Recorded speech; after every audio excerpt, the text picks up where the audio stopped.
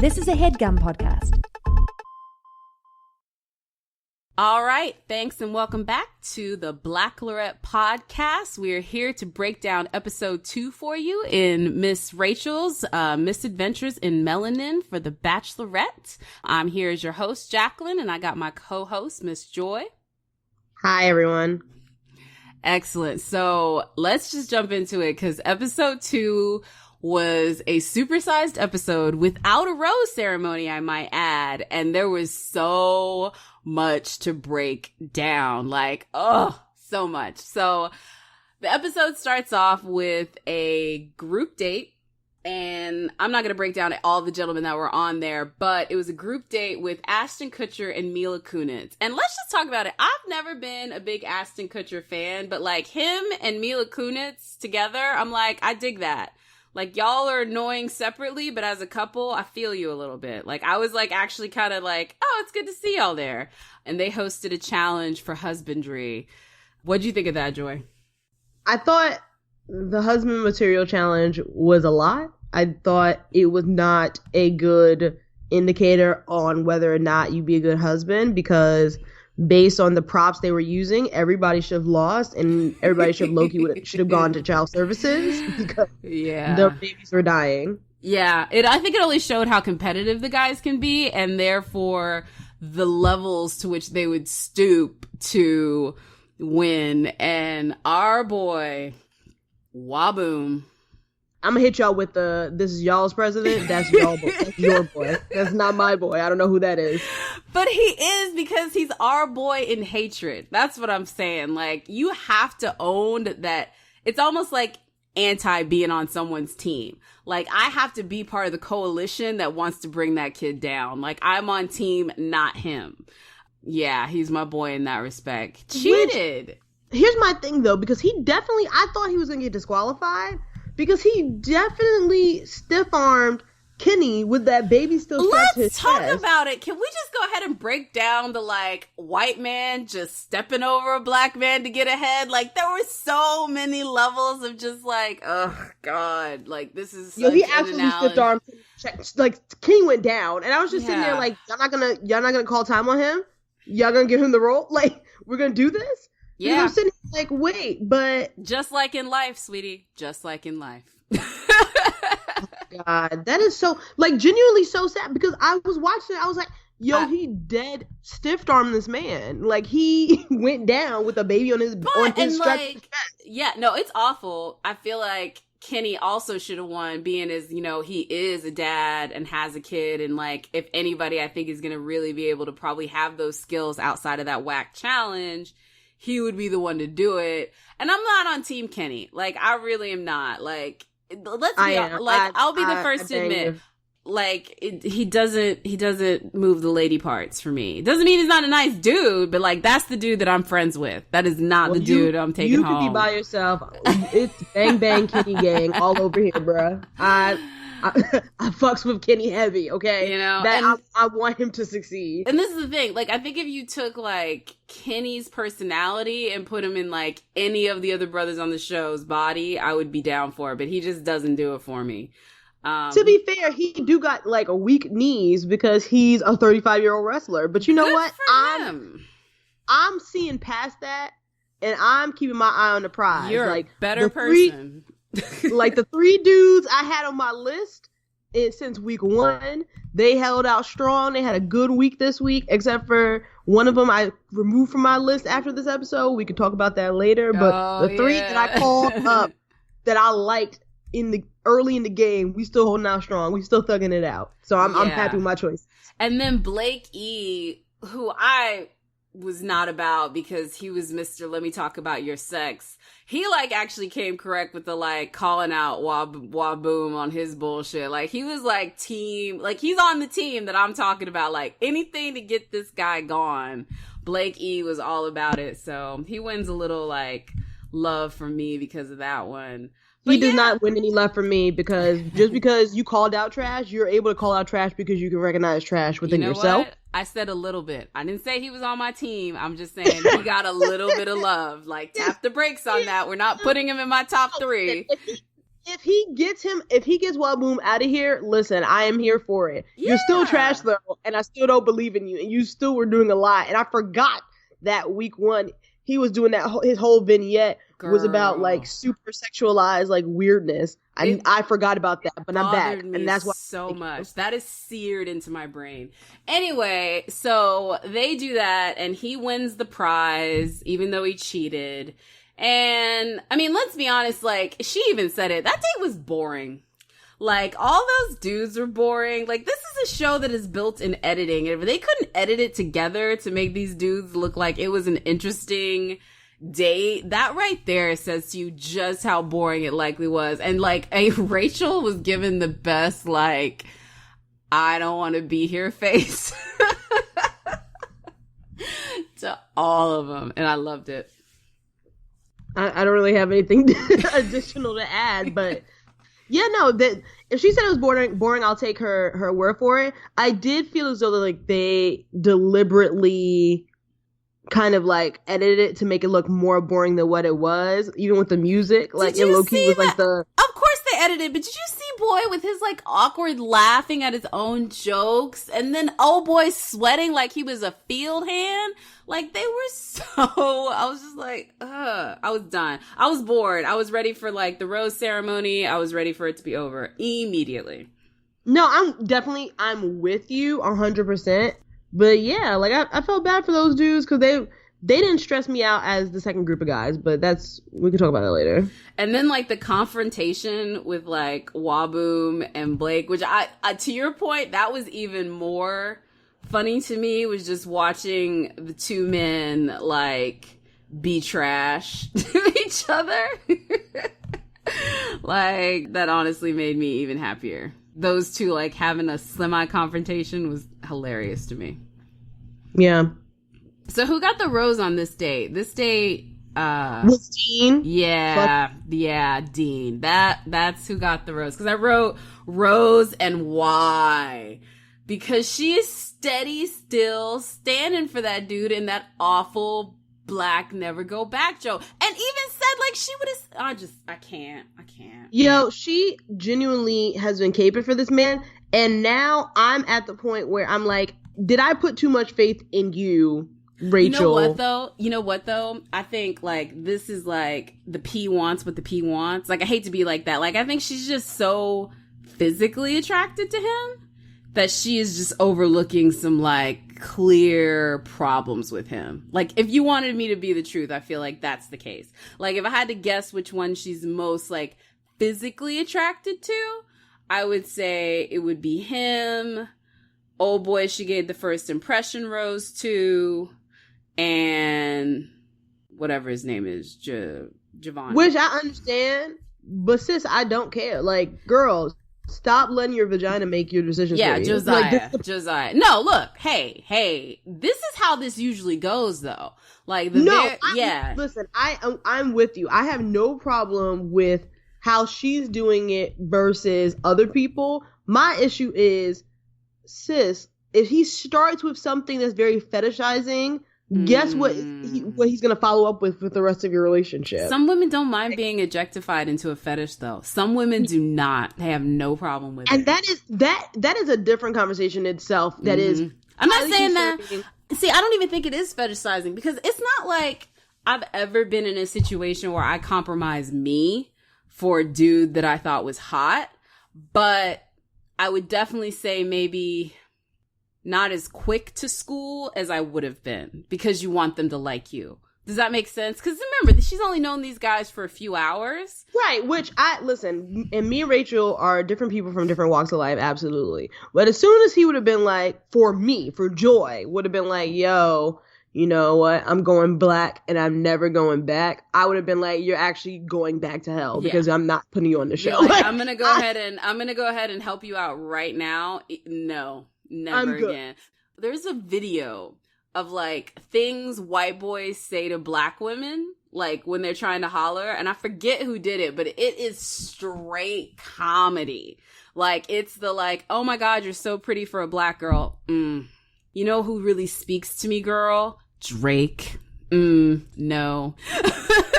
Well, I'm black from the don't even finish that sentence. And that is in there. Once you go black, never go back. So it's cheese. It's such cheese and awful and fetishism and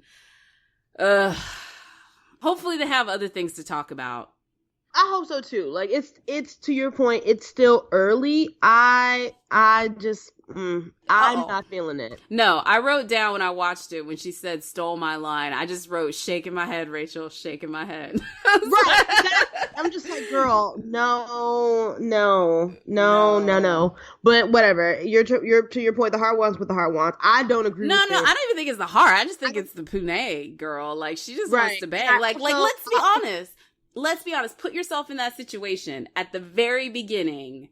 It's gonna be physical, right? And so, sure, but there's other better looking guys. Like that's my thing. I personally, I do not think that he is the best looking guy in the house. Me. No. I think there are other guys she could have chose from that also won't objectify her. Yeah. So to me, I'm confused because I can understand if it was like, yo, we are down to like the last 10, and my options are limited right now in this house, but you still have a full bevy amount of men that you can pick your litter from, and Shorty was not conservative with the kissing, so ma'am, pick someone else. Like you cannot judge this show on lip locking, though. I'll tell you that much because it happens. I'm not like I was talking to somebody about it who also watches the show often, and they were like, "No, they do that often on the show." I was like, "I'm with you, I get it." Me, myself, personally, I'm low-key a germaphobe. So it wasn't like I was like, yo, I'm squeamish because this black girl is kissing a lot of people. No. I was like, yo, I was not anticipating all of this kissing. This is a lot for me, personally. Yeah, if you getting yours, I'm just like, mono is still a thing in 2017, so like it's concerning. There has to have been a moment where there was some mono that went around the bachelor pad. Like there has to have been either bachelor or bachelorette, because it's sort of like cross pollination. It only takes one of the little like people, and that shit just goes around like herpes. Sure, and my thing was, yo, I wasn't even mad like the amount of kissing. It was just a lot of kissing in a short period of time. Yes, it was quick. It was quick to kiss. To your point, yeah. Right. It was like, yo, this is the second round of group dates, and all the boys are getting their one-on-one time, and each of them is leaning for kisses. I was like, oh, is this a conveyor belt? Like, what is happening right now? There's a lot. There's a whole assembly line. Okay. Yeah, I mean, like, why are we doing this so quick? And it might have been how it was edited, but I was just like, okay. No, I mean, this is like their first thing. Like, oh, that's the other thing I forgot to tell you. The entire filming of this show lasts about, like, at most 6 weeks. See, that's a lot. Like 6 weeks. So when these people are like getting down on one knee, it's like a month after they met whoever it is. It's so quick. Now, granted, then the show is canned and then they move on, but like 6 weeks from the moment like whoever gets out of the limo until she gets proposed to. So when these things don't work, I'm like, I've got milk that's lasted longer. You know what I mean? Right. Like almond milk has got a great shelf life, but these relationships, not so much. Right. Yeah. Anyway, so Dean won the rose, boo-hoo for diversity and general awesomeness of people. But the next date, she takes her one-on-one date with Peter, I don't know, like, first of all, like, he's got the little salt and pepper hair thing going, and, you know, he had the dog as the sidekick, which I gotta say, like, I know one of these other heifers or dudes from before wanted to bring their dog on The Bachelor or The Bachelorette. Big up for Rachel being able to do it, because I thought that was clutch. Because, you know, animals can tell with people. Yeah. They can. So she had a nice sidekick on her date, which I thought was cool. And yeah, what'd you think of Peter's date? When I was talking earlier about like my team holding strong, Peter was my second person I called week one. We still out here, baby. Like we thugging it out. So I'm feeling good about Peter. I like Peter. I thought they looked cute together. The matching gap teeth is adorable. I liked the date. I thought it was real simple. Those kids are going to have field goal size teeth. I'm talking like Strahan size field goal teeth. And I'm here for it. I was like, yo, if they got kids, they'd be really cute with their all they hold. It's a whole gap ass teeth family. Like, I was like, I'm here for this. I liked the date. I thought the date was a standard date, little bit of flair of romance. Mm-hmm. Peter really leaned in there and got his kiss in. He was getting real bold with it. I was like, I like that. Wait a minute, so you liked it when it was Peter? I think you have some kiss. No, you have some kiss prejudice. No. I'm saying like not necessarily a kiss, but like I liked that Peter got bold. That he stepped up. Yeah. I liked Peter early on, but something in my spirit was telling me like, yo, Peter might get kicked early. Because he doesn't seem like a confident type, right? Like, he just seems like very shy and withdrawn. So I was like, he's gonna have to get in here. Like, he's gonna have to get in the game because a lot of these boys will stiff arm you in the chest with the baby strapped to you for some love. So he got a little bold. He put himself out there. He showed some confidence, a little bit of pizzazz, as much pizzazz as you can show as a white man. And I was happy. I was content. I was happy with their date. Peter was one of my early boys. Like, I wrote it, and it's written in the ethos on Black Girl Nerds. Check it out. Like, he was one of my 3 men that I like, and 2 out of my 3 men, they won. My 3rd man also did well, but I don't like him anymore, but he still did well this week. But my 2nd man held it down. Yeah. No, I agree. You know, Kenny is not my favorite. I'm with you on Peter. I'm down for that. I like the salt and pepper. I like what he's got going on. He seems to be the right amount of serious and also corny.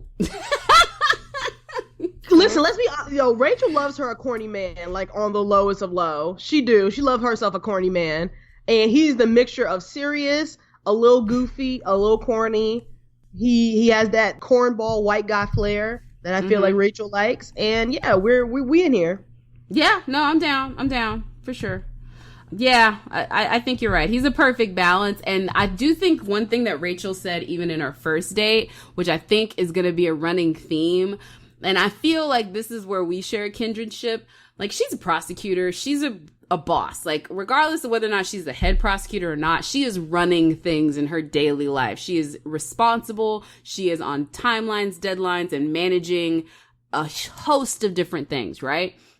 So when your life is like that, you do not want your personal life to be like that. You want someone to take charge, say, show up at this time, wear an outfit like this, let's go. You know what I'm saying? Like, there's a certain level of like, right, take charge that you would like, because you know, if it was you would plan it well and you would take care of it. So there's a certain appreciation for when a dude can do that for you. And I'm not talking like patronizingly or with patriarchy. I'm talking about like, I'm going to take this off of you.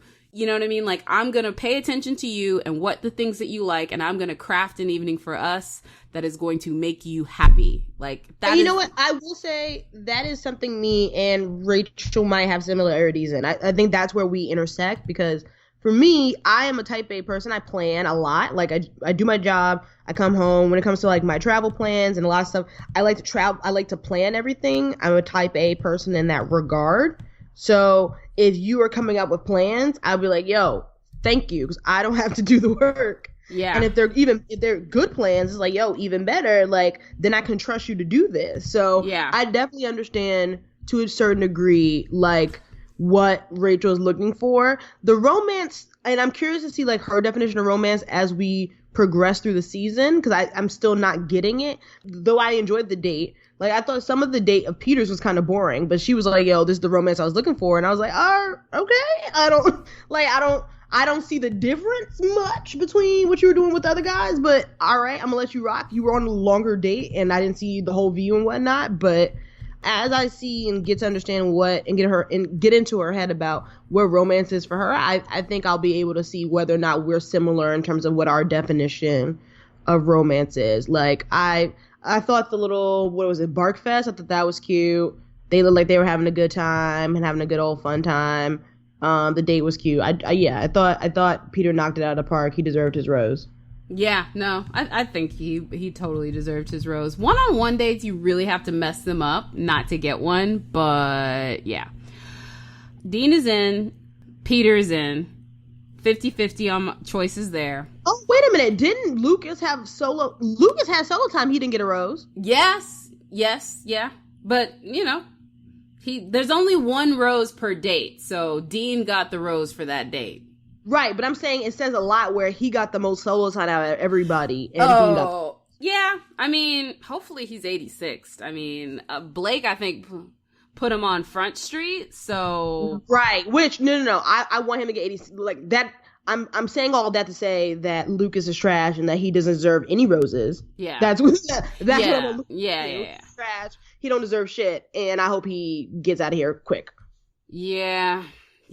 I mean, hopefully. The fact that we didn't get a rose ceremony in this episode lets me know that there's probably not going to be a lot of surprises with it, other than the DeMario, like, I don't think she's going to invite him inside. Now, she's probably going to talk to him, but because it's... okay, well, let's that's the perfect segue. Yeah.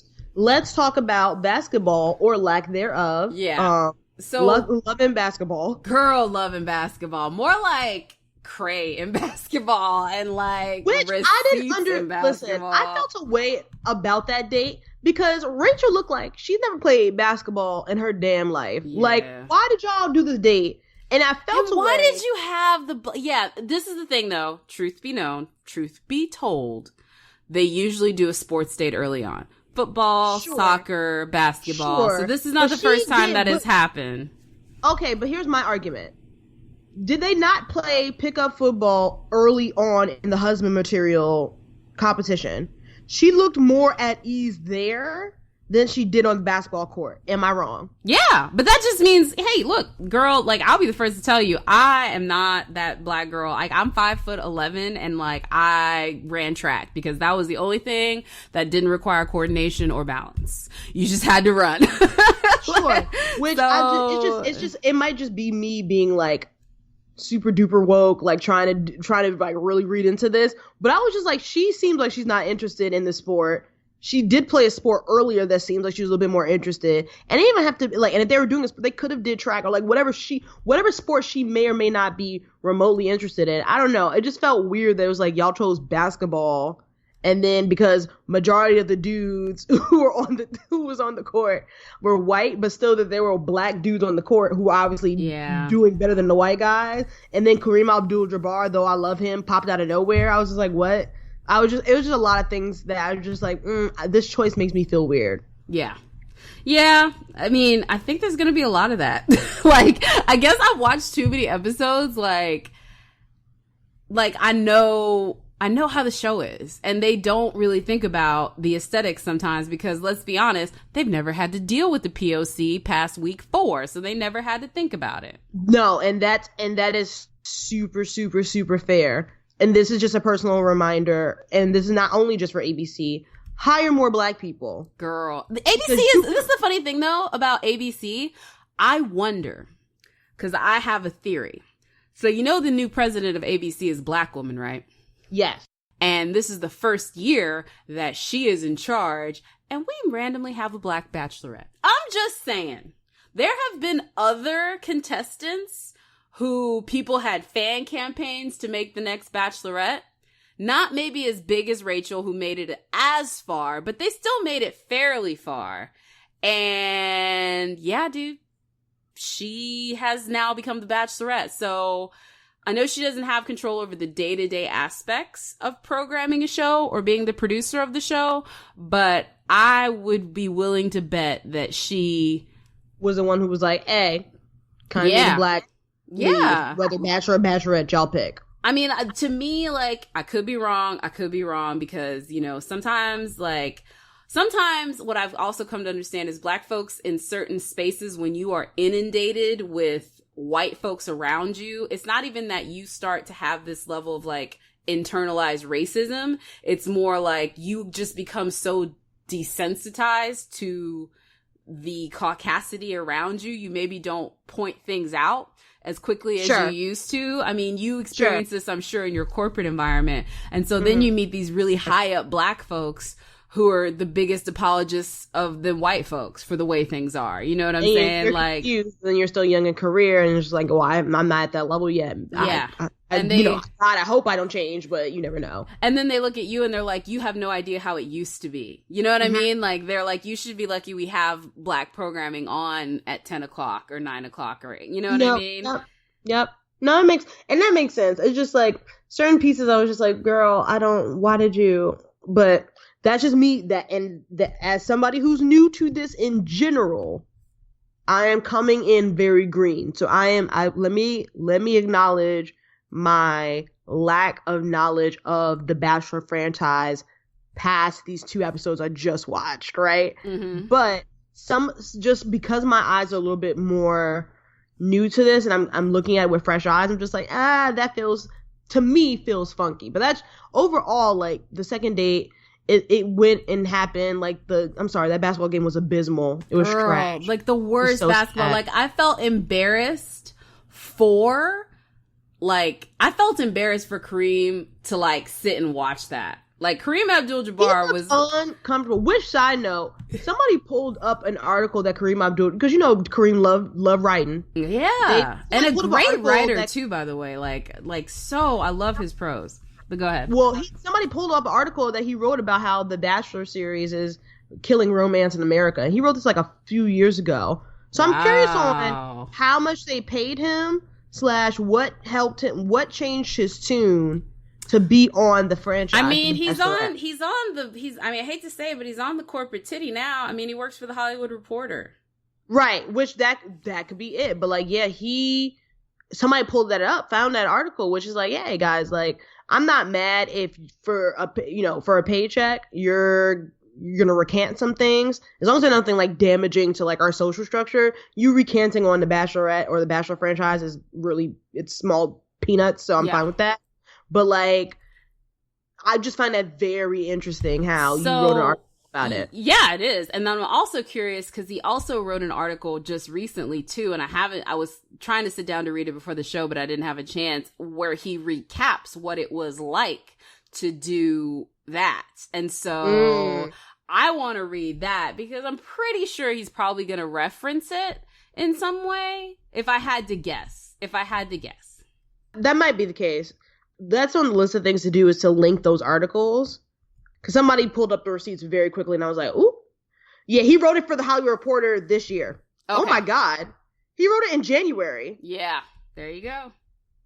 Yeah, that's crazy. And then he's a part of it now, which that was probably right before it filmed, if not right after. Right. That's really interesting. Huh. It's probably right before, because what we're in May now, it's probably been filmed for like a couple months.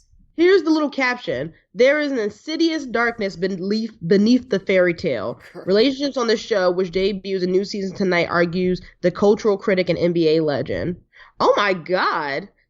First sentence. Sad news for the condom industry. Millennials are having less sex than recent previous generations. What? Yeah, but I'm gonna read this. I'm gonna have to read that later. But like, millennials having less sex, I think that has something to do with the fact that we ain't just tumbling with somebody that's like, you look good. In this economy, I'm not trying to get pregnant. It's girl. In this economy, girl, who's really trying to have a baby in Trump's America? Answer me that. Especially a brown one. Shit. Right. Girl. Like, answer me that. Yeah, I have no idea. I literally have no idea. Have no idea how you justify or think about that. But yeah, no, it's the fact. And I said I'll recant. I thought it was a couple of years ago. He definitely wrote this year in January 2nd, 2017. I'm looking at the article right now in Hollywood Reporter. We definitely will link to it. Mm-hmm. But yeah, the absolute 180 he did on this information is really quite fascinating / mind-boggling. Well, this is the thing. We don't know what he said in his current article, though, because he just wrote the new one. Right, which I'm interested to see how those two probably go together. I'm interested in comparing both, and we'll definitely link both to the episode notes. But this is all interesting. So anyway, but so Kareem is there, witnessing some pretty horrible basketball skills. Actually, so funnily enough, the only person with any amount of basketball skills, both male, female, and in between, outside of Kareem, was DeMario. And he did his little dunk, and that was, I think, like, his figurative moment for him, like, basically on The Bachelor. It's like, you are trying to go so high when in actuality you were really just pushing yourself through the waste paper bin. Like, he was the ball. He was the ball in every way, shape, or form this episode because, oh man, he thought he was on top. So let's not forget DeMario absolutely dunked on Rachel. True. Yeah. She wasn't even playing. Yeah. She was just standing there and he dunked on her. That's like, what I'm saying. What? Like, his dunk physically, what it did, like him trying to show out and be fancy ruined him. Just in every way, shape, or form. Foreshadowing. Girl. So the game is over, and this is probably the time where they would be wrapping up. And I'm imagining soon after that, they would be like, you know, doing Rachel's one-on-one, and then they would go and do who's going to get, oh, actually, no, then they would go get drinks, and then later she'll do the rose ceremony, because they don't do the rose ceremony at the, like, activity. They always do it later. So they're probably just waiting to get cleaned up and then see where they're going next. And in that time of them kind of waiting around, speculating on who's going to get a rose and all these other things, in walks drama. Lexi, right? Was that her name? Alexa, I thought it was. Yeah, whatever. We're just going to call her white girl with receipts because yes, white girl with receipts. Come on. Oh my God, it was so good. So she walks in and like when she walks in, I will say this, like if I was put in that position, I would try as much as possible to be as composed as possible because you're already out in a situation where like, hey, I just showed up on your TV show to blast somebody. This is very attention-seeking behavior, and there's no need to drag this out, so I can make this really quick. But she did none of these things. So she comes up, and she just starts with these, like, long stories of, like, he was in my bed, and then I see him show up on the final rose, which DeMario was one of the 4 guys from the final rose who came with like an engagement ring. Like going back to it, all the final rose guys are just like, they are not showing up well. Not at all. Like we got Dean, we got awful dude, we got what's his name with the plane ticket, and we got DeMario with the engagement ring that's probably stolen based off of his current situation. And she tells her story, and I literally was like, oh shit. Like at first I didn't even know what to believe. I was like, this could be a crazy situation because there are crazy stalkers. So like at first I didn't know whether to believe her. Like, did you believe her right away? Yes. Because you no, I did. Like I did because it takes a lot for you to be traveling to a whole basketball set, right? Right, a whole basketball court that they're recording to come and expose someone. I'll give the editors credit. I did not think it was DeMario. When I watched it, first episode, when they showed the preview of the season, I did not think it was DeMario who was going to get exposed. I thought it was Lee. I thought it was going to be Diggy, honestly. Really? Yeah, because I mean, don't get me wrong. I like him in the sense that he looks good. But again, at this very beginning part, it's not like anybody, like, I'm looking at is like, oh my God, you're the greatest. You know what I mean? Sure. So Yeah. I kind of thought him. I honestly kind of thought him, honestly. Because it also has to be someone that they at least, like, showed, right? Like, it has to be somebody that's somewhat featured. Right. So, yeah, no, I didn't think it was DeMario. I'm happy it was DeMario because I hate that man. I told y'all, episode 1 of this podcast, I don't see it for DeMario. And guess who was right? Trash. Yeah. So she comes with her receipts of the fact that they were dating mere days before he goes on the final rose, which is maybe a week or 2 before the events of what's happening in the episode. Because they like do the final rose and that's filmed, and then they go into the season pretty shortly after that. So it's not like there was a lot of time from the final rose to when she gets to meet these guys again. And since this is the first episode after that, I mean, it was a small amount of time. So she was simmering quickly, but still simmering, right? Right. And, girl. So she comes with her receipts. And this is the other thing that, like, made me question her. She had way more evidence that now granted they could have edited it out. That is totally possible. But like that first part of the exchange seemed to me like there was not a lot removed, because it really went like, here's the story. She's like, I would like you to go get him, go. So like they could have edited a lot out, but it didn't look to me like there was that chance, because you can kind of see Rachel's demeanor, right? Like her demeanor and decline was about what you would expect, right? And this is the deal. If I'm presented with that information, I'm getting him toot sweet. Like I am not wasting any time before I bring him out here, right? To like defend, deny, or whatever. So she brings him out, and like literally what I would call the best, like what did they call it? Screenshot it and put it on Twitter, and I saved it. That's gonna be my reaction shot for a lot of things. Girl, like let's look at the decline of lies that DeMario went through. So she goes to get him. He hit us with the candy, like the lies. Girl.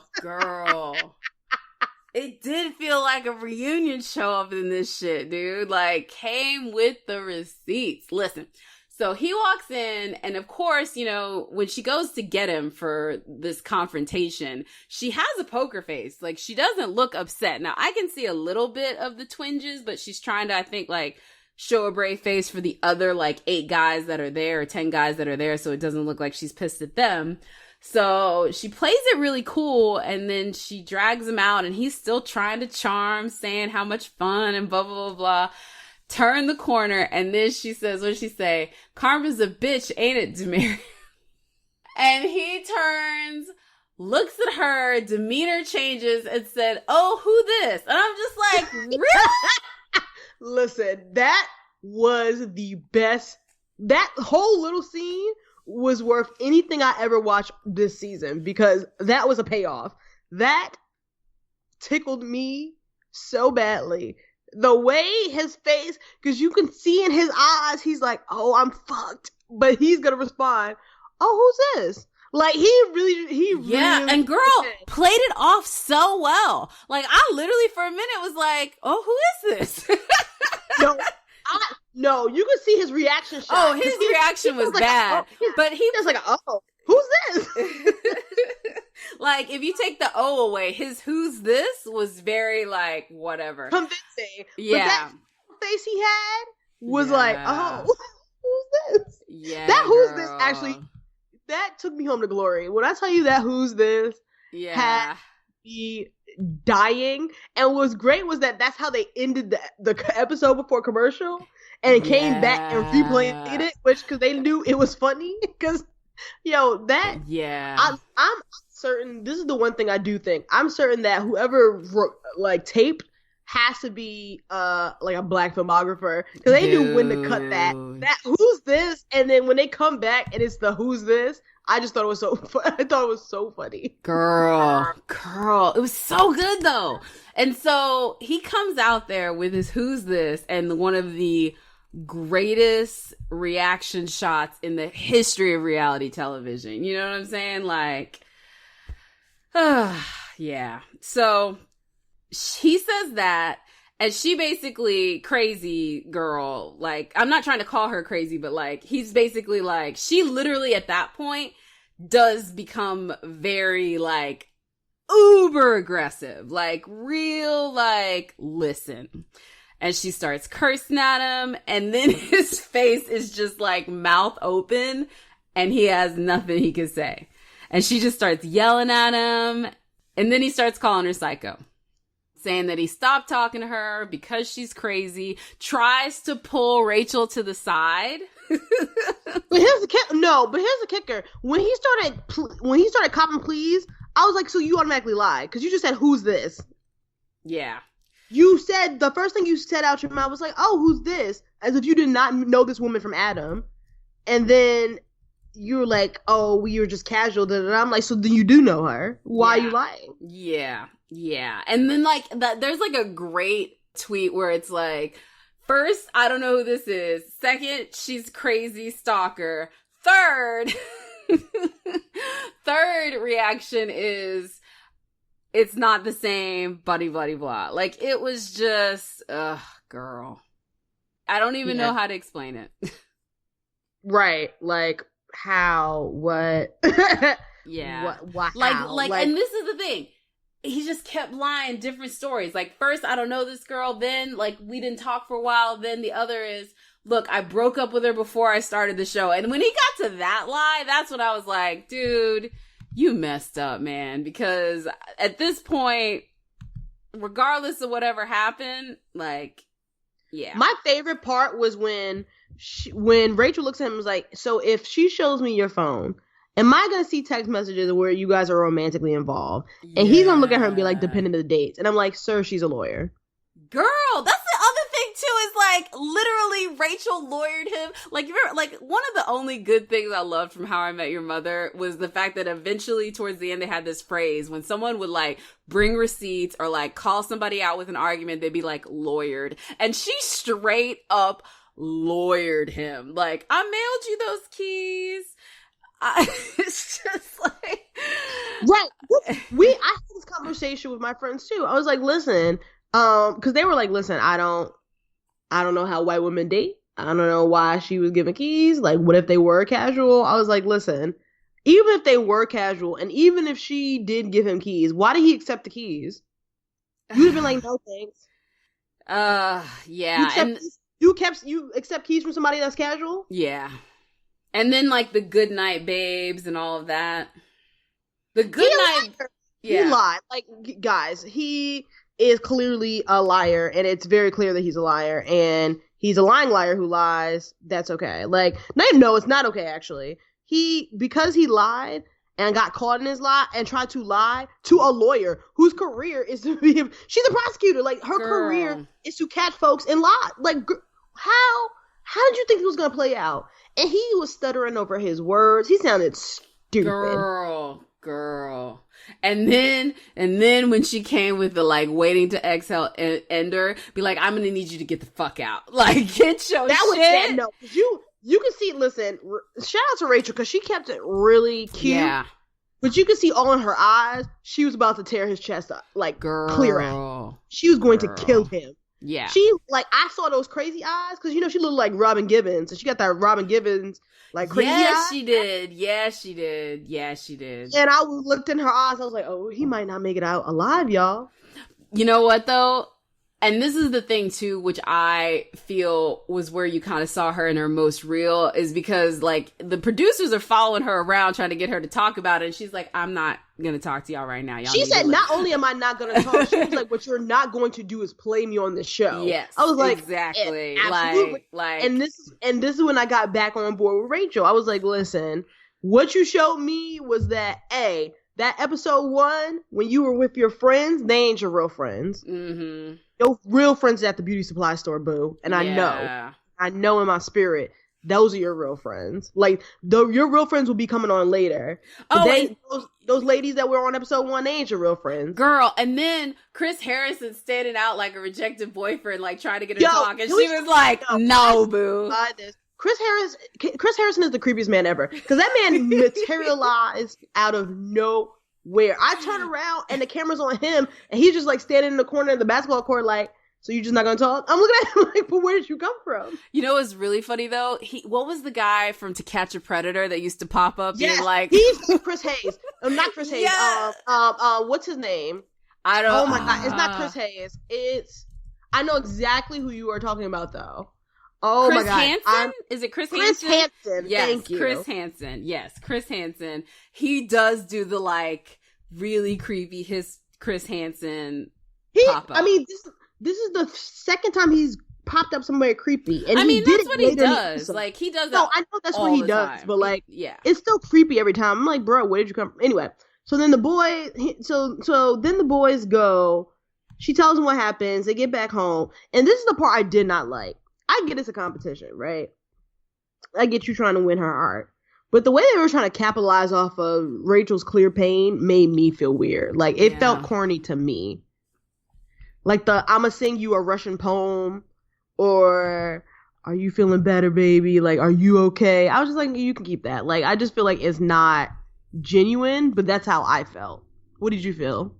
I mean, I felt some of them were probably capitalizing, But the one that I liked is the one that she gave the rose to, because Josiah. this is with Josiah, because I really do believe in his, like, because before the date, when they were just sitting there and it was just the guys, Rachel's not around, right? He was already talking about, like, fuck that guy for being so whatever. You know what I mean? Like, he was like, that guy's BS. Screw him for being this disingenuous. He lied to us as much as he lied to you. Like, to me, that showed that he was at that point angry with the dude for being whatever, right? Like, for being a jerk. So Josiah was on my list of top 3. We talked about this. Yeah. I had a good week. All my 3 men held it strong. Josiah, though, is now for me going from endearing corny to annoying corny. And I'm not dropping him completely. But he's definitely your number 3. He's definitely my last place. Yeah. Like, I think he got good traction. I think this week made me think that he would actually go farther than what I originally thought he would. Okay. I had him on here because I just liked him. I thought he was cute and corny with the see you later litigator for the episode. Yeah. That was the endearing corny. But then when he ended the episode with the Catch Me Outside, I was like, I don't know about that. And then episode 2, I was just like, I don't know about this either. My man also was real Not bold. everybody's as cool as you are, Joy. Not everybody's as cool as you are. Just remember that. Some of us were not cool. Me as a cornballs, but then like, why are you judging? I'm judging because he's annoying. You know what? Then here's another thing. I will say this. My man got in the game though too. What I'll say about my guys that I had on my list early on week 1, they got their ass in the game. Like, he was like, you don't get this kiss. Yeah. And if I remember correctly, I think that was the first black man she kissed this season. Am I wrong? Who? Josiah? Yeah.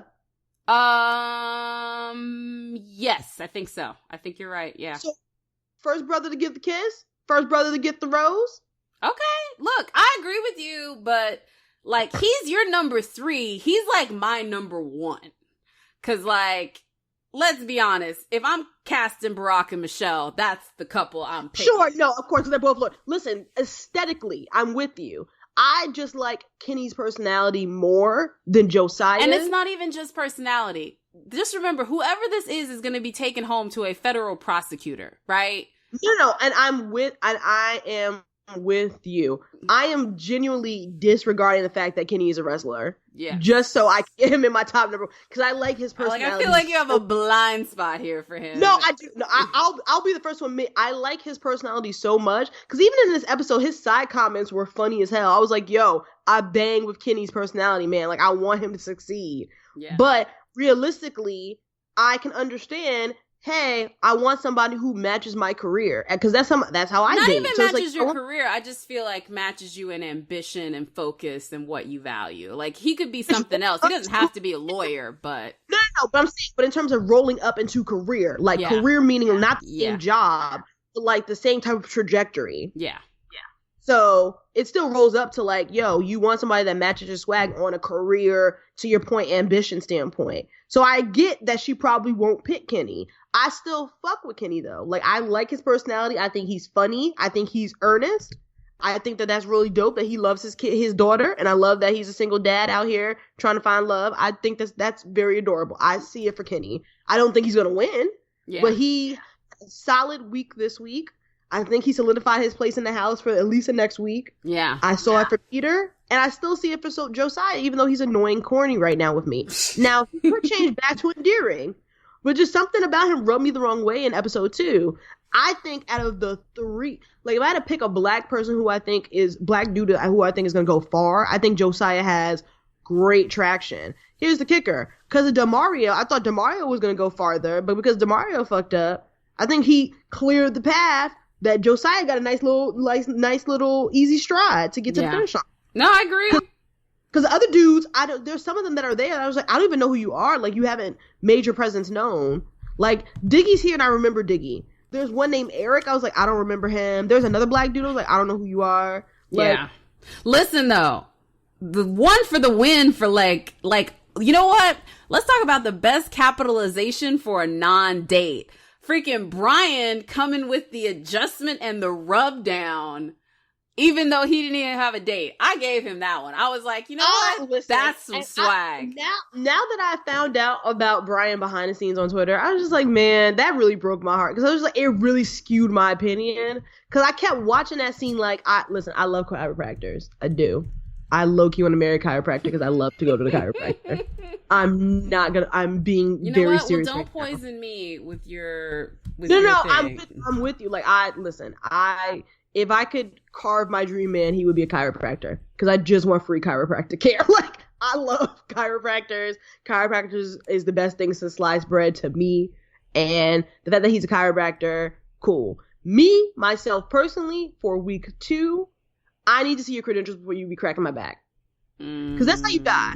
Like, when he laid her on that I was like, but nobody, like, I'm not saying he's not a chiropractor. I'm saying I would be like, I don't know you. I don't know what your credentials are. Now, if we married, that's a different story. Or if you're my actual physician where I'm coming to you with my insurance being like, hey, bruh. Apparently one of his besties he's like, and I hate to say this because it sounds so corny, but like one of his really good friends, like his really good friend is a black girl. Like seriously, before he got on the show, he took a bunch of pictures. Listen, he is of color, so he's automatically decent in my book. Because there's a lot of white guys in the house. So he's a man of color, so I'm not gonna knock him for that. And then also, listen, we're gonna have to do a hashtag this season. Hashtag poor Fred. Because poor Fred got his day interrupted. Let me tell you this right now. Fred ain't gonna win her heart. Fred ain't gonna make it past this week. What the hell? First of all, his name is Fred. Nobody's screaming Fred in bed. Oh, Fred. No. You ain't never yelling Fred in bed. But not even that. Yo, since she's been introduced to him, episode 1, she was like, I can't get past you being from like this man that I knew from the 3rd grade. So he's going home because she's made that clear. Yeah, and then he brought up pictures before she discovered product and like styling. Like that's just wrong. He brought the earbook. And I was like, bruh, you gonna bring her wash photos? Because I looked washed when I was in 3rd grade. I would feel away. So I did not understand product or hair issues at that point. Like, there was no hair issues happening. I don't know why. I honestly don't know why she's keeping Fred. And I don't know what the behind-the-scenes stuff is. I don't care. Fred is probably going to go. And you know what? That's unfortunate. Because, like, I don't have a problem with Fred. I think Fred is fine. There are some guys that I would love to see go before him. But he's probably going to go early because she's really not feeling him at all. No. So hashtag Fred. Fred and Sweaty to me are my ones that I'm like, bruh, you ain't making it past week 2. No, and I'm gonna be truthful. Like there's some other dudes where I'm just like, man, they're gonna stay here longer than I want to. Like they're setting Lee up to be a villain, and I don't see it for Lee. His hair is stupid. And he's like literally make the Bachelorette great again. Like he strikes me like this motherfucker is so into Trump. Like I know he is. He definitely gives me Trump. I definitely feel like I said no. It was Dean who I was like, he gives me Make America Great Again. Yeah. But like I think them both. I don't see it for them. Yeah. Additionally, when we're talking about somebody that matches Rachel swag, I don't know if she would want to marry a singer/songwriter. Yeah. At 30, it's like I am a firm believer of believe in yourself, but once you get to a certain age, those dreams gotta die. Yeah, dude. Like, but you know what the other thing is with a lot of these guys is like they put down their profession. Like, okay, to give you an example, like, yes, I'm a project manager by day, and I'm a part-time blogger reporter at night. I would put blogger reporter because it's interesting as my profession. Does that make sense? Sure. People do that all the time. Like, one of the dudes from last year, Luke, he wrote down, like, entrepreneur because his family, like, owns a company out in Texas, in Burnett or whatever. And he's a singer. Like, he performs in a band. Like, he just didn't want to write that down. So it just depends on what they put there. One girl wrote dog lover as her profession. So those professions don't always mean anything.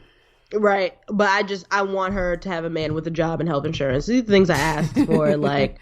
No, seriously. Oh, side note, speaking of, so here's some certain nuancey things that I was like, yo, speaking of health insurance, listen, guys, those jokes that they were making about who has health insurance in this economy really made me feel awkward. I'm not gonna lie to y'all. I was just like, this is not hitting the way I thought you guys thought it was going to. Mm-hmm. So when I was like, you know what? That was a lot, but not my cup of tea. So, all right, whatever. That was one thing I noted.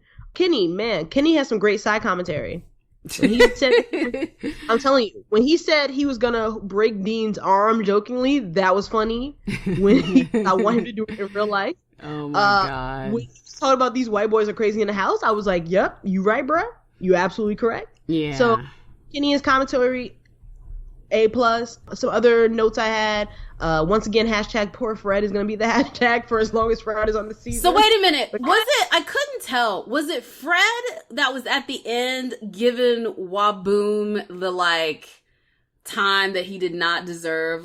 Which brother was at the end of the episode? Oh, I don't know. I don't know who it was. Whoever it was, I was like, send him home this week. Whoever is looking at that man and giving him any amount of a time or attention, bruh, let him go. You are so suspect. I couldn't tell who it was though, because he was he had a profile. So it was it looked like it was Fred based off of the hair, but I really couldn't tell. I really couldn't tell That's who it. So it was. We skipped the most important part. DeMario. I think it is Fred. I think it is Fred. It was probably Fred. Which, hey, your time was short anyway, bruh. So Fred's date his alone time gets interrupted. Chris Harrison comes out from whatever shadow he comes out, and I'm calling him Sean Spicer from now on because that's what he coming out of bushes and shit. And he was like, "Hey, you gotta guess," and she was like, "Woo," and he was like, "DeMario," and everybody's like, "Word." And she was like, you know what, I'm curious. And then they sent the posse out to go get him. These brothers were like, no. They didn't send the posse out. They assembled like Avengers. Yes, they did. They did. Nobody told them to go down there. Nobody said, hey, bruh, can y'all come? We're having a whole kumbaya session out in the front of this goddamn mansion. No. They went on their own free will because they were like, their alpha male went to an all peak high. Mm-hmm. They really had to they really had to pump up their masculinity like Bane with the drugs in his bloodstream and really get out there to do something to this man who already got kicked out of the house. Don't know. I'm with you. Whatever. Hey, I need to postulate for my girl.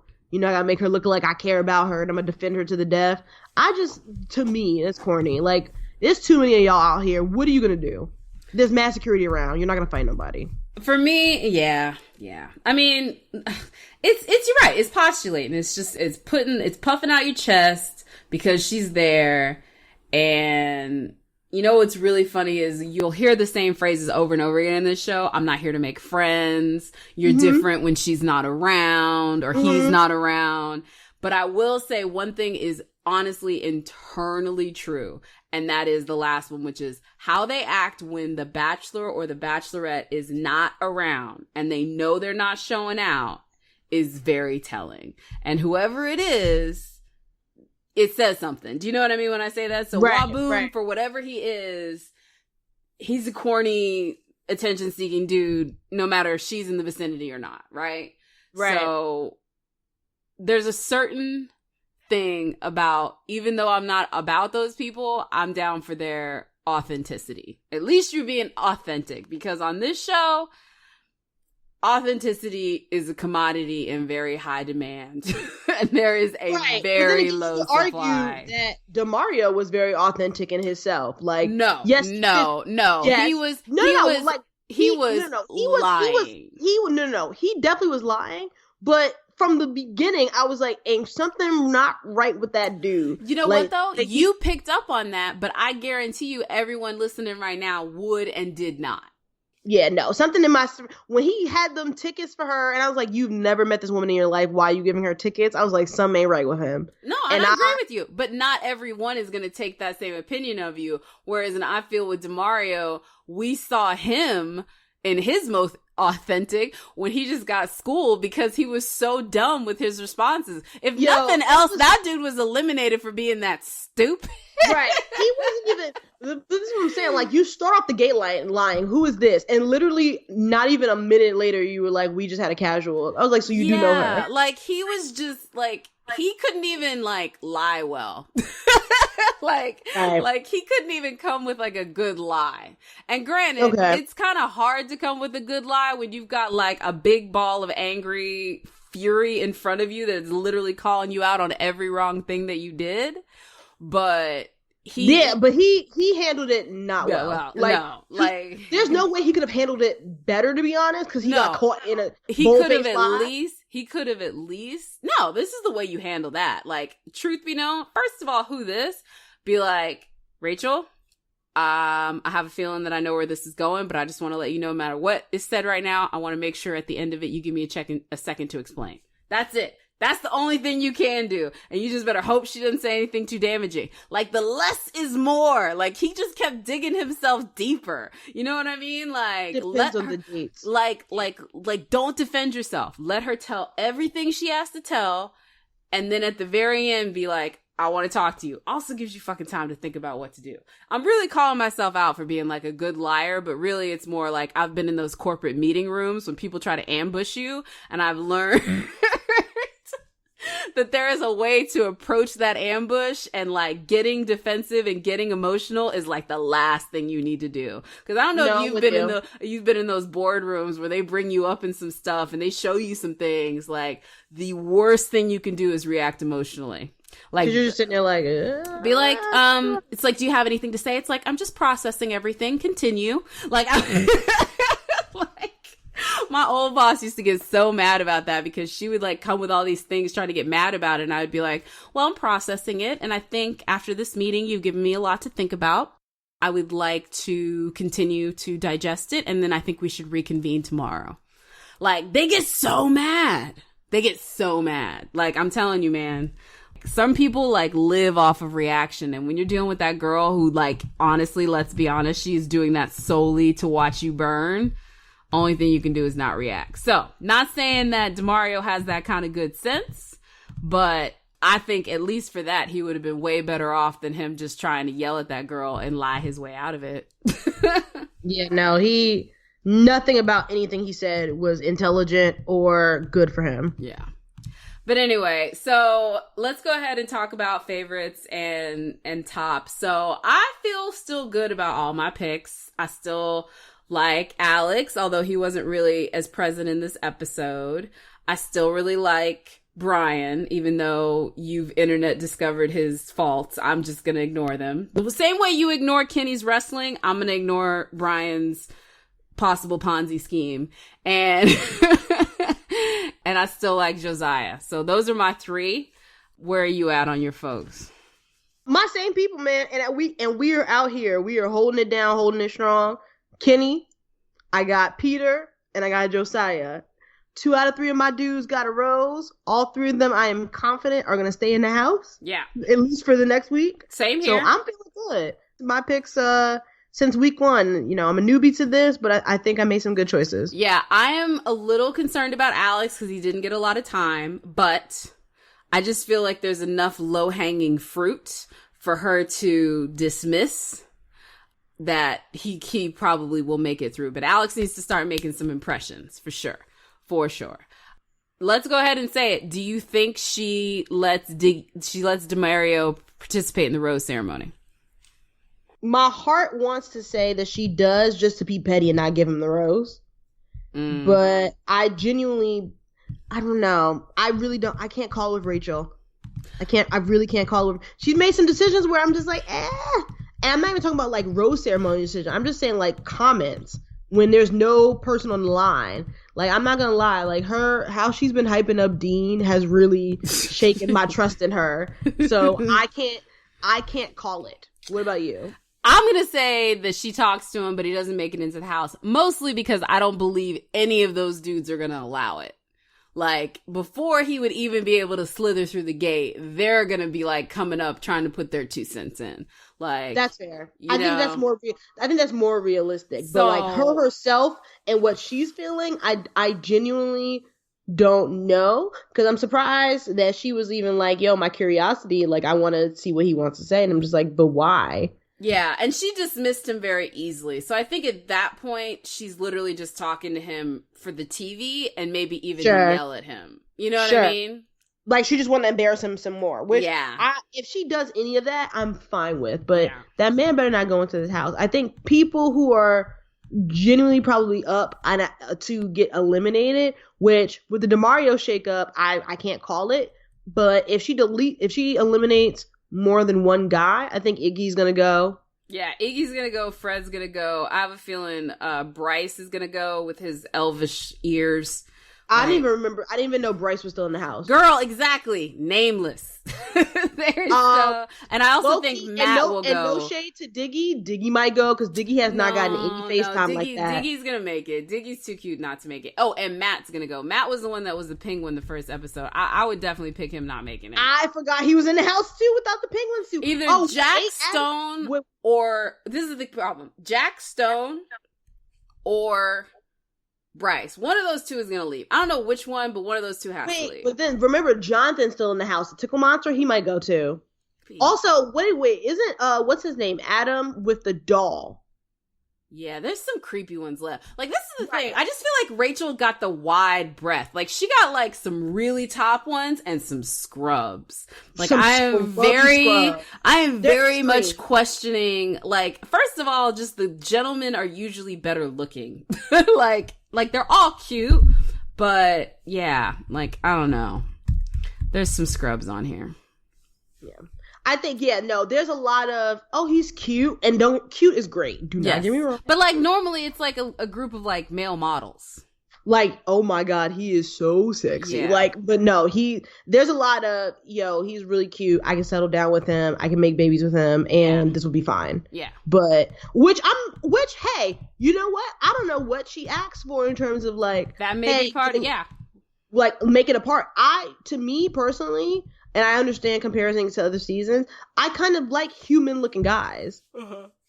Yeah, and this is the kicker. I think she was way more about that because she's a little bit more serious. Like, she wasn't even handling, like, Nick. She's more serious, bullshit. A lot more, it seemed from what people were telling me, she's a lot more down to earth. Like, she actually has a better, like, one of the best personalities in terms of a bachelorette. Yes. So, maybe she just, like, she's a pretty girl, but she's also not, like, she also doesn't look like a model either. Yeah. She looks like a normal, beautiful black woman who's a lawyer, right? I think for her, it's more about, like she said, like, she didn't want to be put in these crazy drama situations because we saw how she reacted and it was shut down real quick.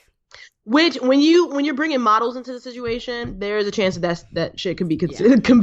Yeah. So I understand where she's coming from. And to your point, like, not all the guys are like, oh my God, he's dropping dead gorgeous. But I think they're all across the board, like, attractive to a certain degree. Yes. Some of them are ugly because of their personalities. Yeah. So it makes them ugly to me in the face. But overall, they're all good looking guys. No. Let me be honest. Even a bad year of recruits is like A+ as far as anything I'm seeing on a daily basis. Like, I'm with, like, somebody like even a Peter, where I think is very attractive, but I think Peter has this, like, corn-fed type of charm that I don't know if I can see him on any other season with the gap tooth and everything, but he's good looking. Yeah. He's just, like, he's there. Like, yeah. And this is the thing. I look at someone like Lee with his, like, wave hair, and I'm just like, how did you make it through? Even no shade, because I like him, Iggy. Yeah. That's going to be it for us this week, because we can't be just sitting here talking about these boys and objectifying them anymore that we already have. But speak for yourself. It's Wonder Woman week. I can do whatever I want. You can do whatever you want. Wonder Woman is going to have a good opening, partially because Joi reminded Warner Brothers that they needed to market it. Do you know how many, side note, like, if we're going to do plugs, obviously we both write for Black Girl Nerds. Yes. You should both follow us. My Twitter account is JumpedForJoi, JumpedForJoi, and a lot of Wonder Woman coverage that I worked out on is coming out this week. Thank God. Anybody who watched our TV spots, I appreciate it. Yeah. Because people were definitely tweeting me like, yo, these answers are funny. Yeah. Were very pointed. I was like, thank you. I appreciate it. Yeah. So. No, and this is the deal. Like, when you go and look, and there'll be all of these Wonder Woman reviews, you're maybe going to see 2 black folks doing interviews. So, like, it's important. It's important, you know? Yep. Yeah. And you did very well, my lady.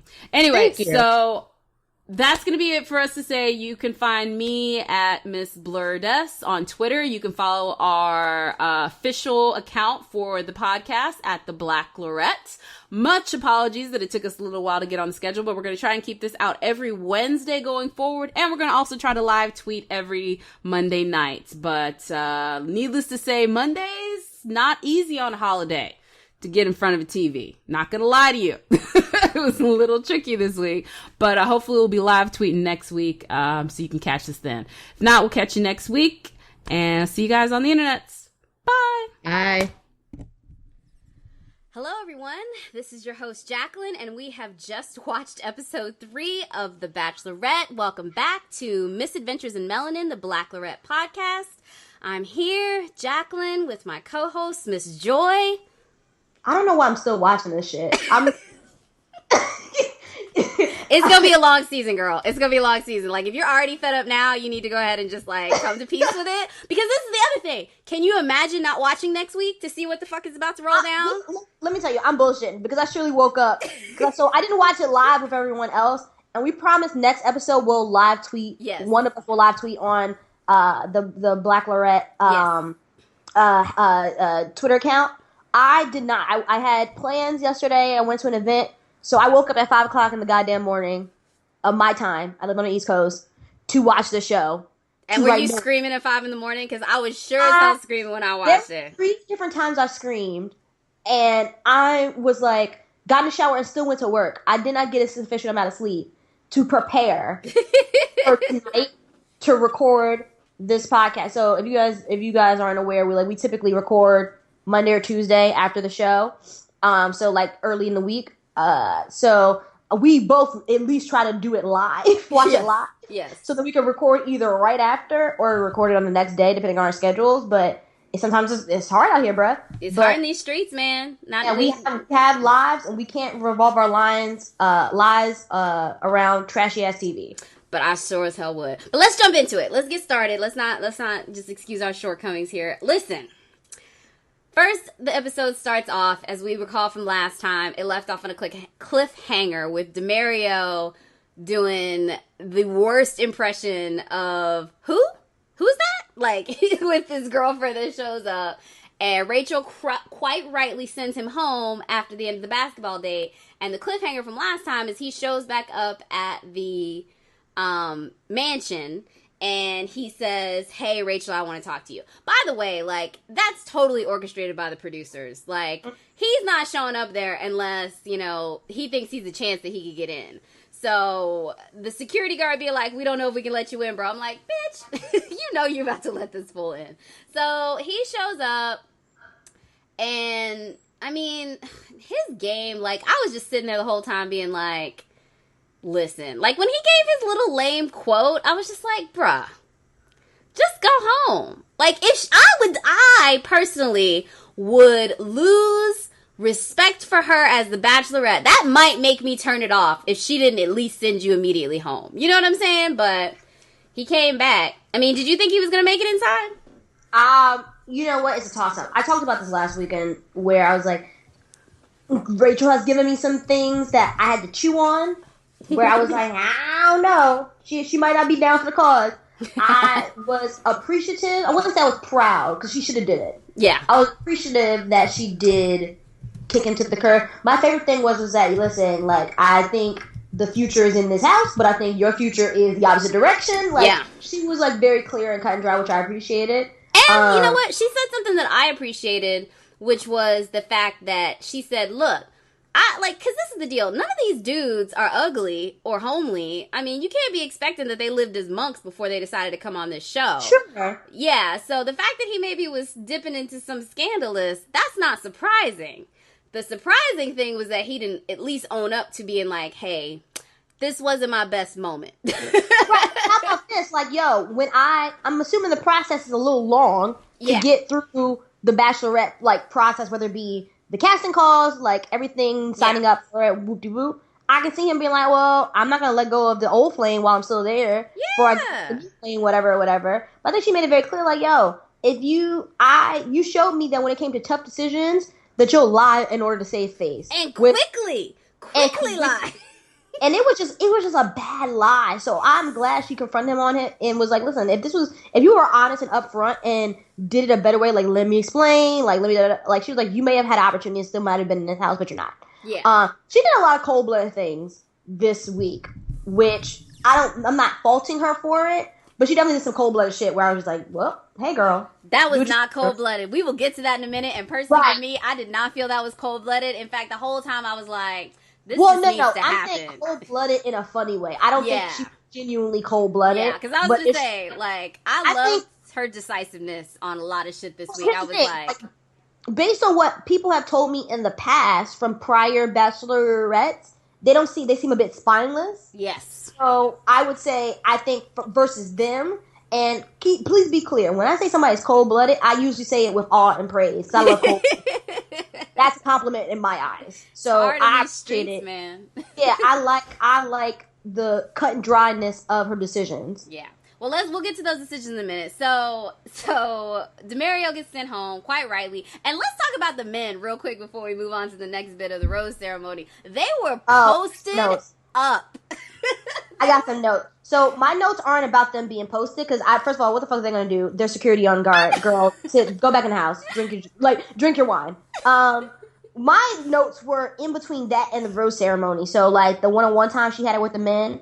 Let me tell you, Jonathan still got to go because he had those goddamn hand puppets. Girl. And even Ellen said he's got to go. We'll get to that. But Ellen was like, I don't like that. He needs to leave the house. I was like, girl, I'm right with. Here's the thing. Jonathan is one wrong move from being a sexual predator. Girl. I don't care what nobody says. He seems like he seems like a habitual line stepper when it comes to harassment. I don't like it. I don't appreciate it.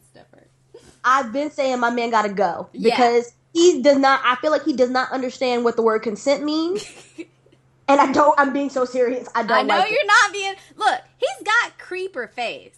He really does too. He is a creepy ass dog. Anyway. I also wrote Alex with this Rubik's cube. Girl, no. What did you write? I wrote this. I wrote Alex with this Rubik's cube. No.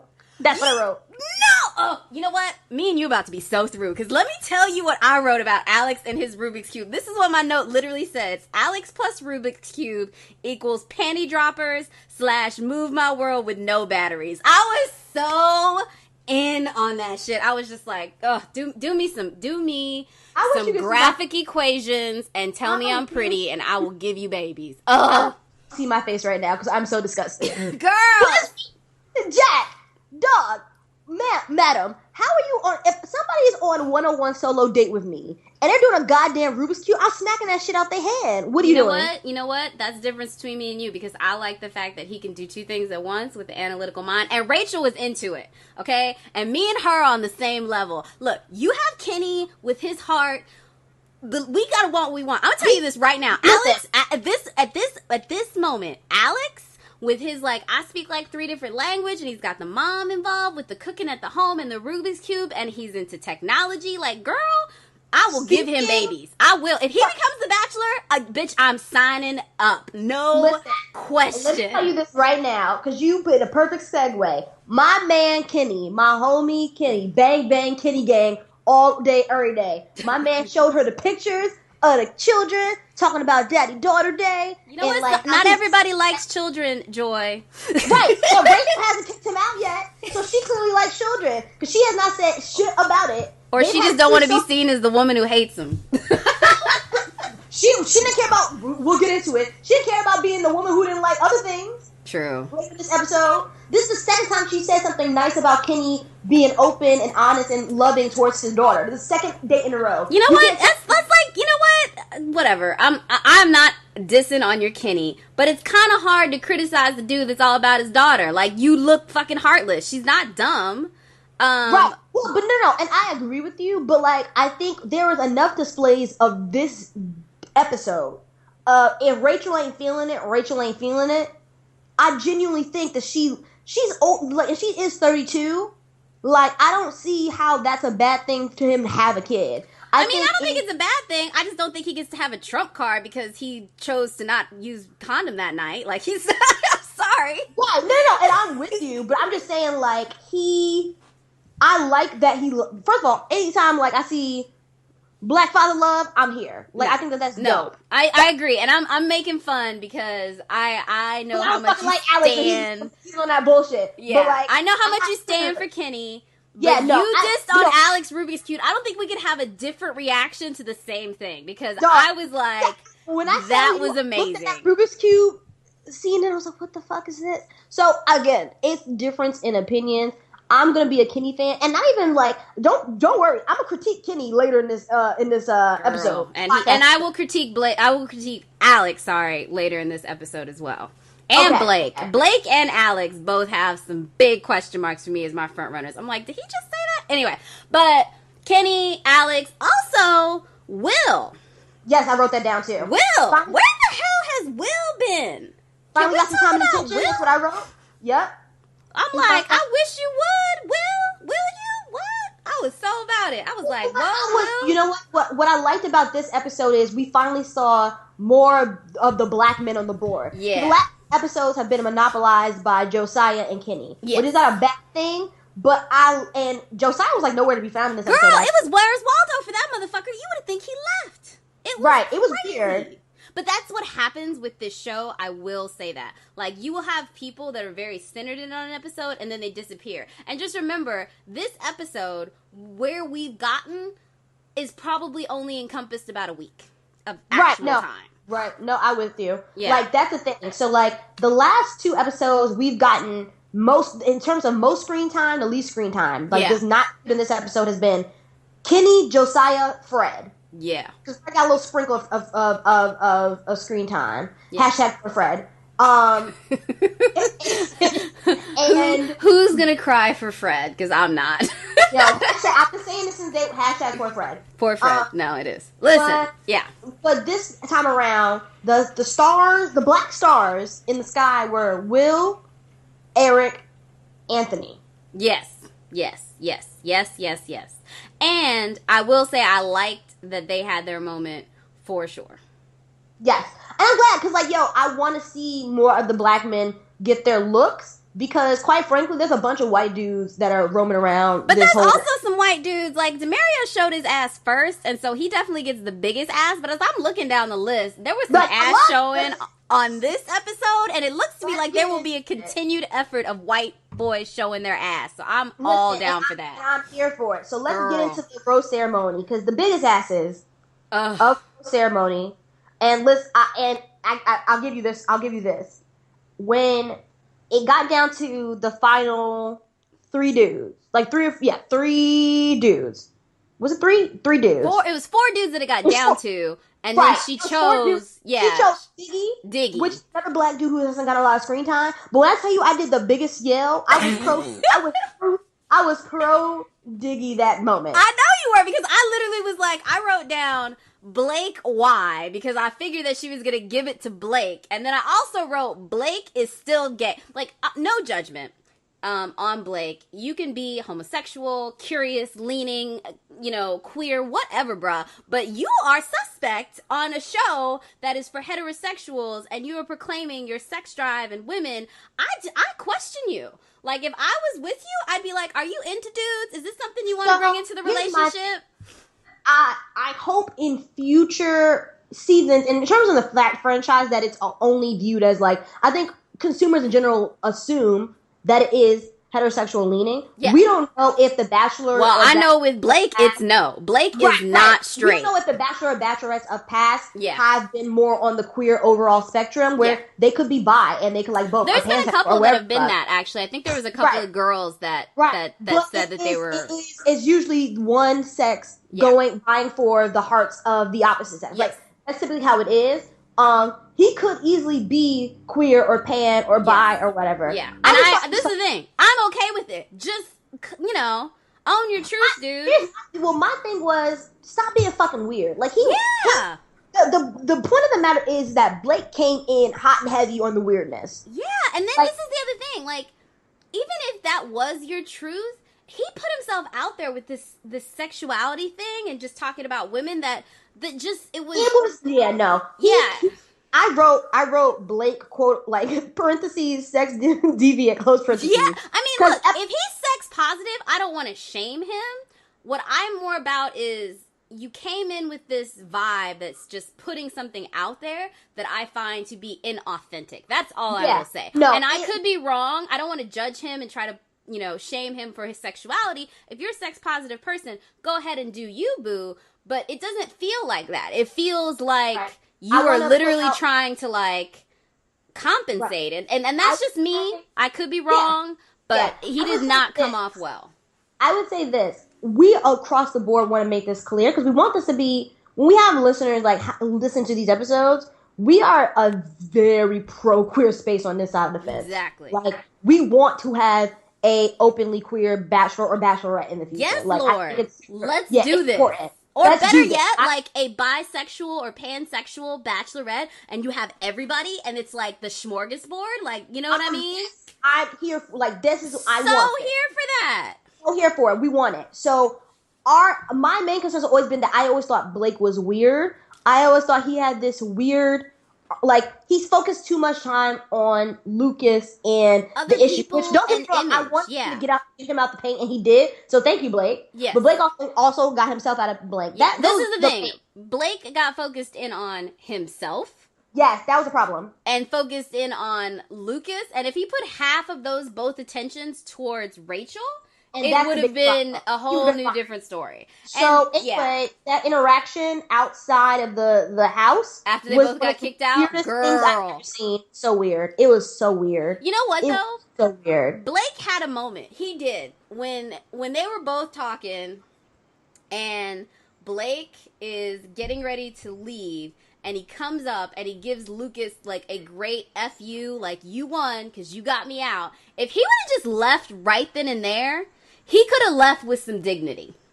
Yeah. If he would have just did his little, like, flipped him off, and at the end of that speech, if he would have just walked off, Blake would have been somebody that people thought of fondly in like, Bachelor history. But he kept talking and let Waboom, the clown that he is, get some licks in on him because he was just like, go back to your protein shakes. And I was like,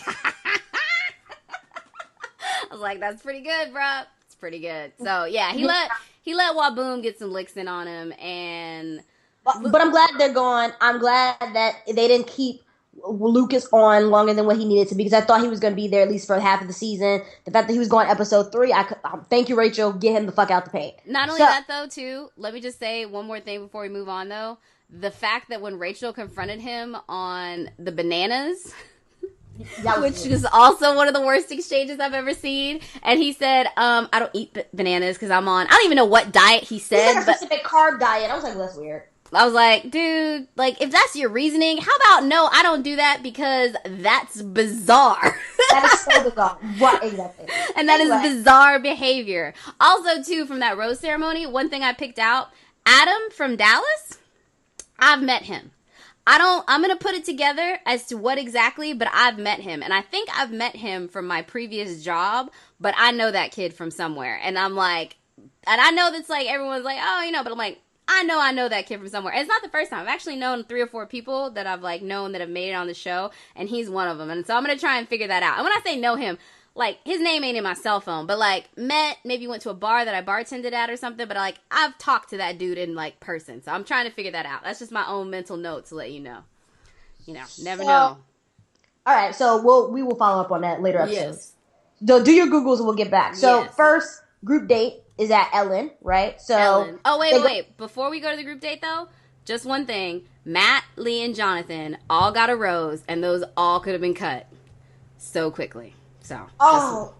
We could have cut that really short, because honestly, we'll get into those. Yeah, so they go to the Ellen show, and it's a group date, and I will say this was I think they selected well for this group date. It had Alex, it had Peter, it had Blake. Josiah? It had, no, Josiah. It had Will. It had Fred. It had Fred. Yeah, Will, Fred, Blake, Alex. Now I forgot because you made me. Peter. Brian? Huh? Oh, and Brian Jonathan. there? Jonathan. That was the 6. It was Jonathan. It was Will. It was Blake. It was Peter. It was Fred. And it was Alex. Those were the 6 guys that were on the Ellen show. And I thought it was like a really good mix of guys, both maybe on the quieter side, but then also... Wait. Brian wasn't on this date for the Ellen show? Brian? Yeah. Oh, Brian. Yes, I said Blake. I meant Brian. Sorry. Yes. Okay, I'm gonna say like I'm positive. Brian. I said Blake, but I meant Brian. I was like Brian because you white or spicy white people, y'all gotta stop with these similar B names, dog, on the show. So bad. Anyway, no, Brian, and the reason why I know Brian was on there because he gave me the biggest side eye. Anyway, so they go to Ellen, and Ellen is like, "Listen, I'm gonna like call them all out," and like Rachel goes down the list, and she's like, "This one dressed as Urkel," and Ellen didn't like it. I'm with Ellen on that. I've gotten into fights with people. I look at Urkel as like nerd blackface, but that's a whole nother conversation for a different podcast. So I was down for that too. And then she said, "Tickle Monster, you should have kicked him out." And then she was pretty cool with everybody else. Right. But I agreed with Ellen on her decisions. And then Ellen was looking good. I love Ellen's style. Like, I was just saying that. I was like, Ellen looks good. Like, Ellen is, like, just comfortable and cute, but then still styled. I'm like... I would say this, and you correct me if I'm wrong, I'll ask you a question. Have they elevated the celebrity talent on this season of The Bachelorette than most seasons? No, not recently. It's been like this for like the past like 10 years or so because it's part of ABC. So like they get Jimmy Kimmel involved. They use it to promote like last season or maybe the season before last. They had Chris Hart and Ice Cube on there. Yeah, dude. Like they kind of go like at the very early episodes. As it gets later, there's less celebrities, but the very early episodes they always have some celebrities, guests, and all that stuff. Okay, cool. Yeah. Anyway, so they're on the Ellen show, and she says that they need to go out and get dollar bills. But before she does that, she says that Rachel confesses that she's kissed one of them. And Blake comes and he's just like, "Oh yeah, and she's a great kisser." And I was like, okay, little too much information. She was trying to be coy with her shit. It's fine.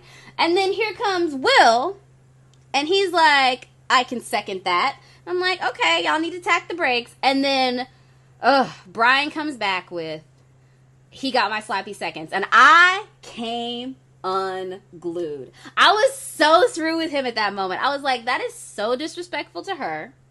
It is so just like, that's like locker guy bullshit for you to one up yourself and say, "Oh, you're only getting my it's the worst thing in the world you could ever say about a woman." I was so through with him for that shit. And then Rachel just laughed it off, and I was like, bitch, no. So didn't I tell you about Brian? Shut up. You don't get to say that. But didn't I tell you about Brian? You know what? He is definitely not in the top anymore. Dog, let me tell you. He was not exactly off your list until this week. Last week you're like, he's all right. No. I definitely have been, since I saw that on Twitter that he was really into some herbal teas and shit. I was like, nah, I gotta take him off my list. You said you may take him off your list, and then I said, no. I've always said my top 3 are Kenny, Peter, Josiah. Okay. Josiah, I've always straddled the fence on who would be in my top. Brian has always been off my top. This shit is recorded, so I don't know why I'm trying to front, but no, I remember that. I remember this vividly. Like, let me tell you, the fact that Brian was kissing and telling was. The way he did it was absolutely gross. And Rachel laughed, but it seemed like an awkward laugh to me. I mean, she is on TV, so, like, she can't, not what she could do. Like, she can't, like, punch him in the face like, "Dog, what are you doing?" Yeah. Like, but the way he did that was super, super gross, and I did not like that. No. She's probably gonna be fine with it, though, because she does some shit that I don't agree with. Yeah. Look, and again... That is just something, maybe it's because, like, I have some deep-seated, like, I'm one of these girls, like, if we break up, like, you need to immigrate. Because, like, if you've seen me naked, I don't need the idea that you've told other people about that. Like, I'm that girl. My thing is, I think there's a difference between, like, to your point, locker room talk is bad, but locker room talk on national television is a different story. Girl, that's yes. the level of and you know that men do it, and it's just uncomfortable to then see it. Like, when you see it... You shouldn't do it, period. Yes. That's a whole level of disrespect doing it on national goddamn television. This is the thing, like, when the shit came out with our fucking, disaster in chief. It's like, the sad thing is I am in no way surprised about that. I walk down the streets in a short skirt, and I can't make it 2 blocks. You know what I mean? So... I'm not surprised that this is what men say when I'm not around, because I hear the shit they say when I am around, and I am shocked and appalled by it. Doesn't make it right, but I know it happens. It's just when it's put up in your face that's the way they think. And the way that smarmy smile, I wanted to punch off his face too. Like, yeah, nah, fuck Brian. Brian, listen, you thought you was hot shit because you got the first kiss in the first night, but guess what? You off our list, bruh. Like, yeah, he's real. He's real. Like, let me keep score. I'm real. Yeah, no, I was. So then, the most important thing, two things that happened during the Ellen show after that was the striptease. Yes. Which was uncomfortable from top to bottom for me. And guess who got the most? Guess who got the most? It's like they could feel the asshole coming off of Brian because that motherfucker was just stuffed with ones. Yeah. Him and Alex were doing a lot. But Alex was, Yeah, he was doing a lot. Yeah. But so then the last part was obviously they did Never Have I Ever, right? Yeah. Which we don't, I just want to take just a brief moment in just celebrating my other bae, because I'm also Bang Bang Peter Gang. And Peter, ultimate gentleman during Never Have I Ever. Yeah. Super adorable and cute with his, because every time I look at Peter. Who was the other gentleman? Alex. Who was it? Alex. Alex did not say that he fantasized about her when those were the only two. He also said that he peed in that pool. You know what though? That is suspect, and that's my. Remember what I was like? I got some things to say about Alex. Look, I applaud his honesty. Yes. I question his rationale. Yes. But he said he was in the middle of a workout, and I don't know if you saw those abs when he was on his striptease. No, listen. I get it, but when you're past the age of like 6, and I'm being generous, we need to be going to the bathroom when we have to go. I have no defense for it. Yeah, no, bro. Like, yeah, nah. That was gross. But this is the kicker. I felt he was at least honest and cool. And then, like, Fred, when they called him out, and he's like, yeah, I knew her from before. And then he was getting all kind of feelings hurt. And he was just like, why did she always bring up when I was a kid? I was like, because you're a child to her. Yeah, no, when he did that, why are you always bringing up when I was a kid? This is what I said. Yeah. I was like, hashtag poor Fred. So, Fred out here, yeah, nah. Alex, that was gross. Peter, but wait, no, Fred though, I wrote down at that moment, I was like, Fred, why you whining? You so sweet, about to go home. And then he went home. No, okay, so let's get into it. Like, they do the one-on-one at a bar afterwards. They do the one-on-ones, hashtag poor Fred is like, listen, I need to show her that I'm a man. And I wrote that he said, quote, I've been waiting to kiss her for 20 years. I wrote, that's mad creepy, which I think it is. And he's still waiting. And so here's another thing, because we're having a lot of PSAs. I'd like to have a PSA about consent and asking people to do things. I don't think there is anything wrong, and you should ask a woman to kiss you, because we don't know where your lips have been. You should be like, yo, can I kiss you? Can I lean in? And things of that nature. However, the way hashtag poor Fred did was awkward. That was the problem. I had no problem with Fred doing the can I kiss you part. The problem was how awkward he was in the delivery of it. Did she kiss him? I forgot that part. She did, and he's right. A bit of a loud kisser. There's a lot of that's right. I forgot that she did kiss him. That's right. For some reason, I thought they did that. Hashtag poor Fred, because you didn't even remember that he finally got his kiss, and he was like, "I'm over the moon." You know why though? That's right. He said, "I'm over the moon." Yes, that's right. I forgot about that part. And then she called him back. That's right. So you know what? I forgot about that. Yes, no, I did. Because all I'm thinking of is her holding that rose. And being like, he was getting it, and she broke him. Yeah, no. She was like, I gotta send you home. I was like, yay! While she was holding that rose, though. That was actually cold-blooded. Like, how you gonna you could have just left the rose, though. But she was just doing it for the dramatic flair, but it was funny. It was funny, though. Here's the thing about Fred. I think it's been very well documented that we both were like, this man is not gonna make it. He's not gonna make it to the final. Because he showed her before she embraced hair products. You can't win with that. Right, but here's another thing. I wasn't expecting, just like Lucas, I didn't think he was going to leave in week 3. So that was actually surprising to me. I actually respect Rachel. So occasionally this will happen where the Bachelor, the Bachelorette will have a moment that's not really a rose ceremony, and it's not really a moment where you're supposed to send somebody home, that they will send somebody home. And I've seen it actually more recently than not. And I think it's because the Bachelor and the Bachelorette are pulled a lot of times out of people who just went through the process. Yeah. And so their whole thing is that as long as you're still there, they're going to think that they have a chance with them. And the minute whoever the Bachelor or the Bachelorette is knows that that is not a possibility, regardless of their feelings with anyone else, as soon as they look at you and say, I don't see a future with us, they should send them home, right? Right. And there's been some cases previously where, like, girls or guys stayed longer because they're like, oh, I really like this person. But let's be honest, like, you don't want to rip their clothes off, right? Right. And that was the case with a guy last season called Wes. And I actually loved little hipster Wes. And he got sent home in the middle of a group date because she was just like, I can't. Like, I know that it's not going to happen between us. So I'm glad that Rachel did this, although I will say it's a lot earlier than it normally happens. Because to your point, most folks are not this decisive. Because this is week 3 on the show, but again, it's probably only about 3 or 4 days of elapsed time. Maybe 5. But I will, to Rachel's point, though, she's been saying every time she has solo time with Fred, she keeps saying, I can't get past him being a little kid. Yeah. I can't get past. So she made it very clear that it was hard. It was an uphill battle. He just slid down the hill and fell on his face. That makes me feel real bad about the dude she did send home, because I'm like, what did she feel about them? Right. Like, and that's, you sent home for that. Like, there are other people, countless other people that could have been sent home with him. So, speaking of, we now get to the second part of the night where you have the solo date. But before we go to the solo date, we get back to the house, right? Well, first, let's say who got the rose. Alex got the rose. Alex got the rose. My boy held it down, so obviously that Rubik's Cube was working just fine for him. Just saying. Girl, God bless Rachel. We got plenty of other weeks to see what happens to Alex.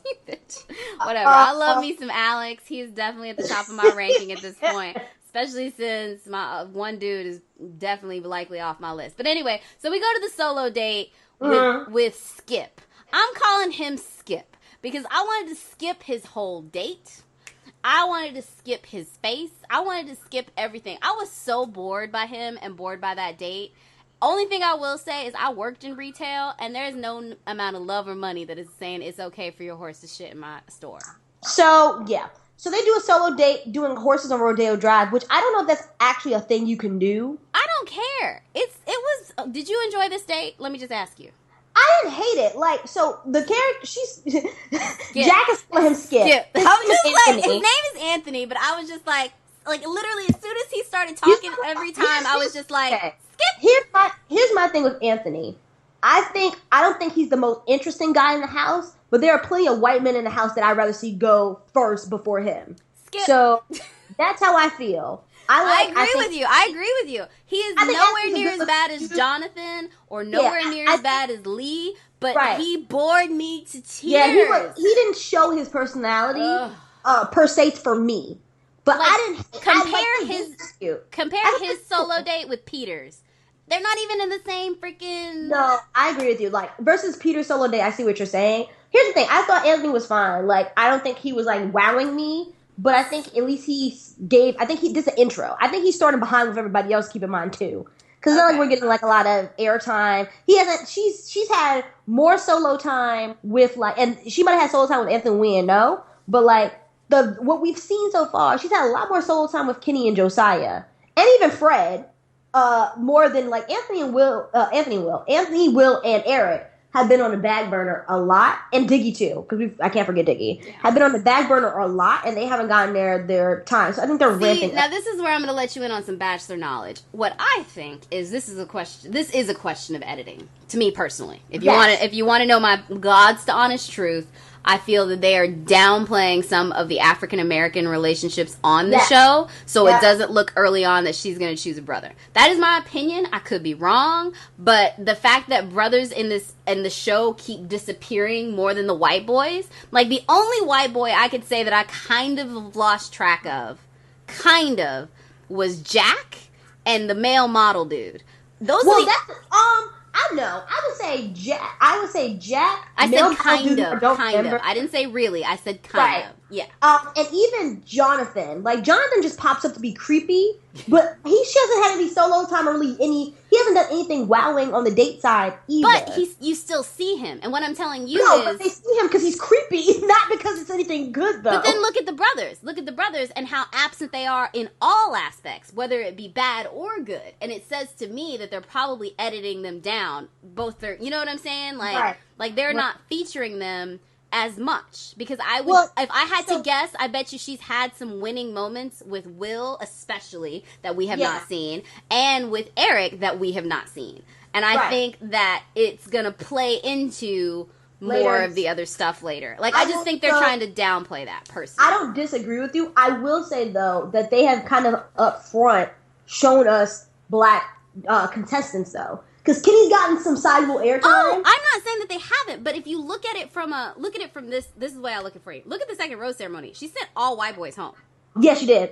Yes, she did. I'm just saying, like, I think, and this is me because I know The Bachelor, and just, like, take my word for this one on it, they're a little scared of getting down to the nitty-gritty with only black folks. Trust me when I say I think that is their fear. Like, they want a white boy to make it late into the show, because it helps with their idea of what they think people are going to watch.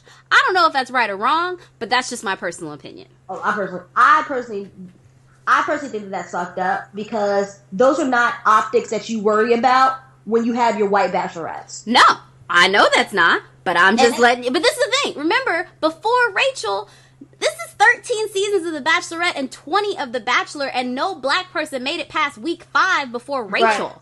That is 33 seasons combined, and you couldn't get a single brown person to make it past week 5 in 33 seasons. If you don't think that the producers at that point have some fucked up issues, they do. I'm just saying. And so I personally am not really looking at Rachel in her choice, but I am looking at the producer's side eye. And how they're cutting it up. Yes. Yeah, no, I agree. Like, that's the thing. We said this early on. Like, I want Rachel to pick however she wants to pick.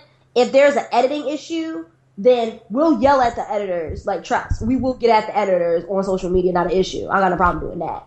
But I want Rachel to pick however she wants to pick. Yeah. What I do appreciate is we have different facets of different types of black guys. Yes. From different age ranges, to different walks of life, different areas, different careers that have gotten individual solo time. And that's the thing, is like, you look at them and it's the perfect example of my black is not yours. I think we're seeing all kinds of types of black that, you know, she could want to date. And I think that's going to be the interesting part. Because I'm not going to lie to you, the thing that would make me the most happy is, like, the final 4 being, like, you know, predominantly black dudes. Like, that would make me happy, personally. That would make me happy, too. Because like, then I know we're probably going to have a black bachelor. Because that is, like, my goal. More than even Rachel, I want the next one to be a black man. Yep, a black man, you know? Yep. Like, well, here's my thing also. We're, like, as we're getting down to the nitty-gritty, I haven't seen the breakdown of how many guys and, like, what ethnicity they are. But we still got most of the black dudes. Yeah. Because I think the only ones we lost were maybe 2. Yeah, Milton, the other dude. There was one dude that, like, lost on episode 1, and then, like, we lost Fred this week, and then we lost Fred this week. Yep. Yeah. Oh, Demario. We lost Demario. Yeah, and the Demario. So if there was 11 black guys, we lost 3. So we're still 8. 8 strong is not a bad number. Mm-hmm. They're losing just on sheer numbers. They're losing white dudes by like flies. So we'll see what the next weeks look like. The thing. The white dudes are the ones showing their ass. Like, Demario wins the ass showing award, but Blake and Waboom. No. Lee is trying to take that number 1 spot. Oh my God, he's coming for that number 1 spot. Let's go ahead and move on then to the last group date so we can then get to Lee. So, because I just cannot wait to talk about Make the Bachelor Great Again. Listen. So, after Alex gets his rose and after Skip's date, where he, you know, they make out and she gives him the rose, whatever. You don't call this black man Skip. Anthony, you can call him Anthony, aka Skip, but can we not? His name is Anthony. Skip. Appreciate you. Listen. So, after Anthony, aka Skip, they go on a group date, and this group date, let's talk about it. So, we have to get in between this, because what happened was, in between this, there's a lesson in minding your own goddamn business. True. So Eric is the other black guy who finally got screen time. Yeah. And they set Eric up for the okie doke early on in the game, right? Mm-hmm. So Eric's pretty much talking about like, yo, I haven't got a one-on-one. I'm really genuine. This is my first real relationship. I want it to work out. My man is genuinely worried. Eric is not talking to anybody but Anthony. Yeah. Anthony got back to his date. Eric is his homeboy. He's talking to Anthony, telling him his love woes about, yo, I haven't had time with Rachel. You know, I'm hopeful because you didn't have a lot of screen time with airtime with her, and you didn't have one-on-one time with her, and now you had one-on-one time with her and got a rose. Like, so he's talking to his homeboy, airing out his grievances. Nothing crazy. Like, nothing like, yo, disrespectful. Iggy don't know when to mind his own goddamn business. Girl. Is going to roll up and be like, so what's the issue? Like, are you saying that Rachel's not genuine? And Eric was like, I'm not talking to you, though. But I'm talking to Anthony. Why are you in this conversation? Anthony and Eric were like, but he's talking to me, though. Like ABCs, yo. Has nobody... This is an A and B conversation. So this is... And this is where I'm not trying to get into, like, super wokeness. I don't appreciate the non-black people of color / the white folk automatically saying he was yelling. Because Eric was really not yelling. He was just like, why are you in this conversation? Like, Eric was just really like, but I'm not talking to you, though. Like, I'm really not speaking to you, Iggy. So I didn't appreciate that the non-black person of color was really trying to automatically go on, well, he was being aggressive. I don't like that. So when we go into the second date, right, speaking on aggression, they got Rachel's fake girls come back. Girl, why these heifers making another appearance? And when one of them, that one Raven, started talking with her conditions and like firefighters, I was like, skip. I was so next, girl, skip. So Rachel and her fake girls come. They decide to do mud wrestling. So here's the thing. This is where I'm going to, in the sake of good grace, I'm going to have to slightly drag Kenny. Thank you, because he needs Kenny, it. I definitely wrote this down. This I verbatim wrote. This is Kenny's second group date in second place, and this is your profession. So if y'all not aware, Kenny is a wrestler. Professional. He's got like an IMDb page full of credits about wrestling. Like this brother makes his check on wrestling. He's a wrestler. My man Kenny lost to, who did he lose to? Bryce? Like, bruh. And I was disappointed in that. I was overall disappointed. This is the second time Kenny has lost second place to mediocre white men. Girl. I did not appreciate that either. And most of all, like, this is what I was saying. I've been joking that I'm positive Kenny got bubblegum knees, and his knees are probably made out of the same material that D Rose's knees are made out of. But I may be right, because if you notice, they started their mud wrestling on their knees every time. I think his knees genuinely just broke down. He did look real tired. Like, he looked like he could not keep it up. Yeah. He's a 35-year-old wrestler. His knees are bad. I'm telling you this right now. And they started on their knees. Yeah. Another thing I didn't like about the fake girls, they kept saying that their favorite guy in the house was Dean. Once again, fuck Dean. I'm going to take every episode I can until Dean is out of this house to remind y'all, fuck Dean. He's not my number one fuck you, because my number one fuck you is still in your house, and my other number one fuck you left the house this week, which was Lucas. But Dean is still a fuck you. He's on there, bruh. But my second fuck you, my first fuck you goes into motherfucking make the Bachelorette great again. Girl! I don't want to talk about stuff that's not on the show, but girl, you called it. Like, I remember getting that notification and all I thought to myself was, damn. Did we not call that shit? Yo, if you rewind to episode 1, which is now on Black Girl Nerds, if you want to look it up on Spreaker as well. Uh-huh. And I'm pulling up the article, because we gonna read this shit. Because I told y'all episode 1. I agreed with you. Let's be honest, we both were talking. Yeah, no, Jack and I told y'all episode 1 that there's something wrong with Lee. Looks like a troublemaker, and he looks like he is a redneck. He looks like he voted for Trump. We said all these jokes. Yes. And I don't want to judge people on their accents. I'm from Alabama. It was definitely not his accent. It was everything to do with his look. Girl. The accent just accentuated that. And that 80s wave hair. Like. Okay. So then, come to find out, surprise motherfucking surprise. E-News on 5/31 at 4:39 p.m. Eastern Standard Time tweeted, one of these season's Bachelorette contestants Lee Garrett's racist tweets have been exposed. Girl. I see this coming down the pipeline. The first thing I do is tag Jack, like, did we not call this? And I'm coming back like, make the Bachelor great again has shown his face. My second fuck you is to Chris Harrison. This creepy ass motherfucker. And let me tell you why. Because this man's gonna tweet saying, for those who are asking, no, of course we didn't know about the offensive tweet from Lee's account. None of us were aware of them. Very unfortunate. You are lying out your ass, Chris Harrison. Mm-hmm. They run those motherfuckers through drug tests, all kinds of shit. Nobody checked his fucking Twitter? Really? Oh, wait. What is with these Bachelorette contestants? Season 13 has barely started and is already married with drama more than usual. First, contestant Bryce Powers draws criticism for making a seemingly transphobic comment in his official bio. What does he say? Wait, I'm gonna go to his bio.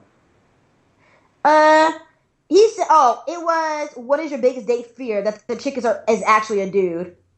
Oh, come on. First of all, he looks like a Keebler elf, so he has a lot of nerve. Anyway. He beat your boy down in wrestling, though. But he's a Keebler elf that beat my boy down in wrestling. Then the alleged girlfriend of another contender, Demario Jackson, showed up and approached star Rachel Lindsay, prompting her to boot him off the show. And now, the true colors of another contestant have been exposed. Racist and sexist tweets, because you can't have one without the other. They go together. Posted by Lee Garrett in 2015 and 16, so during the Trump election, have been unearthed and are stirring controversy. The Nashville-based contestant's social media accounts are private, and he describes himself on Twitter as pleasantly offensive. Oh, of course he does. He and ABC have not commented on the tweets, nor have Lindsay, the first black main star of The Bachelorette. Let's go down these tweets. Okay. Here's some of them. What's the difference between the NAACP and the KKK? Wait for it. One has the sense of shame to cover their racist ass faces. Keep in mind his Abby is of his white self with a brown V-neck shirt, a cowboy hat behind an American flag. Anybody with an American flag anywhere near their Twitter bio is fucking done. So here's some more of Lee's greatest hits. I don't hate Muslims. I do hate Islam. I just mind-fucked a few liberals for standing for something while making a reasonable sense. And here's another one. Guys, when was the last time you actually saw a pretty feminist? There's a reason for this. Here is another one. He also shared a link to a story titled Thousands Sign Petition to Recognize Black Lives Matter as a Terrorist Group After Dallas. I can't. I'm not even surprised. I'm not even mildly shocked. I'm just so ready for him to go. I'm so ready for him to go. Every moment that he breathes air on this show is an affront to me as a person. Because this is the thing. And then how are you going on there and trying to date a black woman? Like, this is some straight, like, homophobic, but you're really gay shit. No. These are really bad. June 16th, 2016, which is my sister's birthday, so fuck you. After all this gay community talk, all these rainbow flags instead of American flags when it comes to, he wrote a Facebook post about it. Well, guys, America is becoming an urban Vietnam. Practice your Second Amendment. It's there for a reason. Oh, my God. And that was in Pride Month. That's because it was Pride Month and people were celebrating. My favorite one. Hillary is the millennials version of OJ. OJ Simpson, if y'all weren't aware. Here's a great one. July 9th, 2016. Newly released video destroys liberal narrative on Alton Sterling's shooting. Girl, oh God, just stop talking. Stop talking. Don't read any more of his shit. I can't listen to this bullshit. I don't want to talk about him anymore. It's making me so mad because he's trying to stick his paint. Like when she kisses him, she will kiss all of that hate, and it's awful. Oh, okay. I got to end on this one so you can get a good spectrum of what we're talking about. Fun true fact of the day. This was the day after my birthday, 2016. Every segregation law in the history of America, including Jim Crow, spelled Crow with the E at the end, was enacted by the Democratic Party. Oh, no, we're actually ending it on this. July 28th, 2016. I can't do this. Setting the record straight, Irish, the forgotten white slaves. Girl, go. Don't. Go. Ah! I can't. You know what? I feel bad for everyone that just had to listen to that. Look, I'm a black woman on social media. I don't need this. I have my mentions for this kind of bullshit. I don't need it on my fucking reality trash television. This fool made it through. And why are you trying to have sex with a black girl? Why are you trying to date her? Why? Why are you here? So, I got all that to say. Fuck ABC. No, I'm sorry. We started from the top down to the bottom.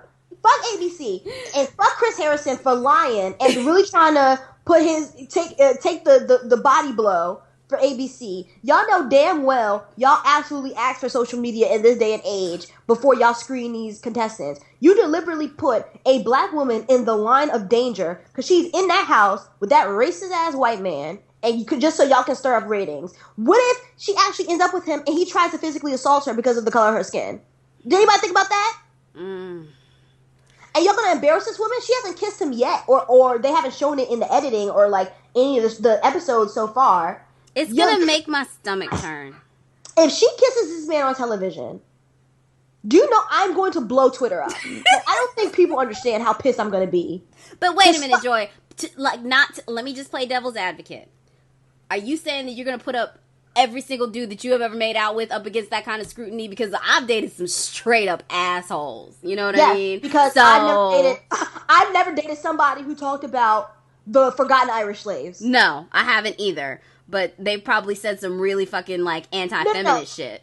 No, and I understand. I personally have not dated somebody who was that extreme in terms of hate. No, me either.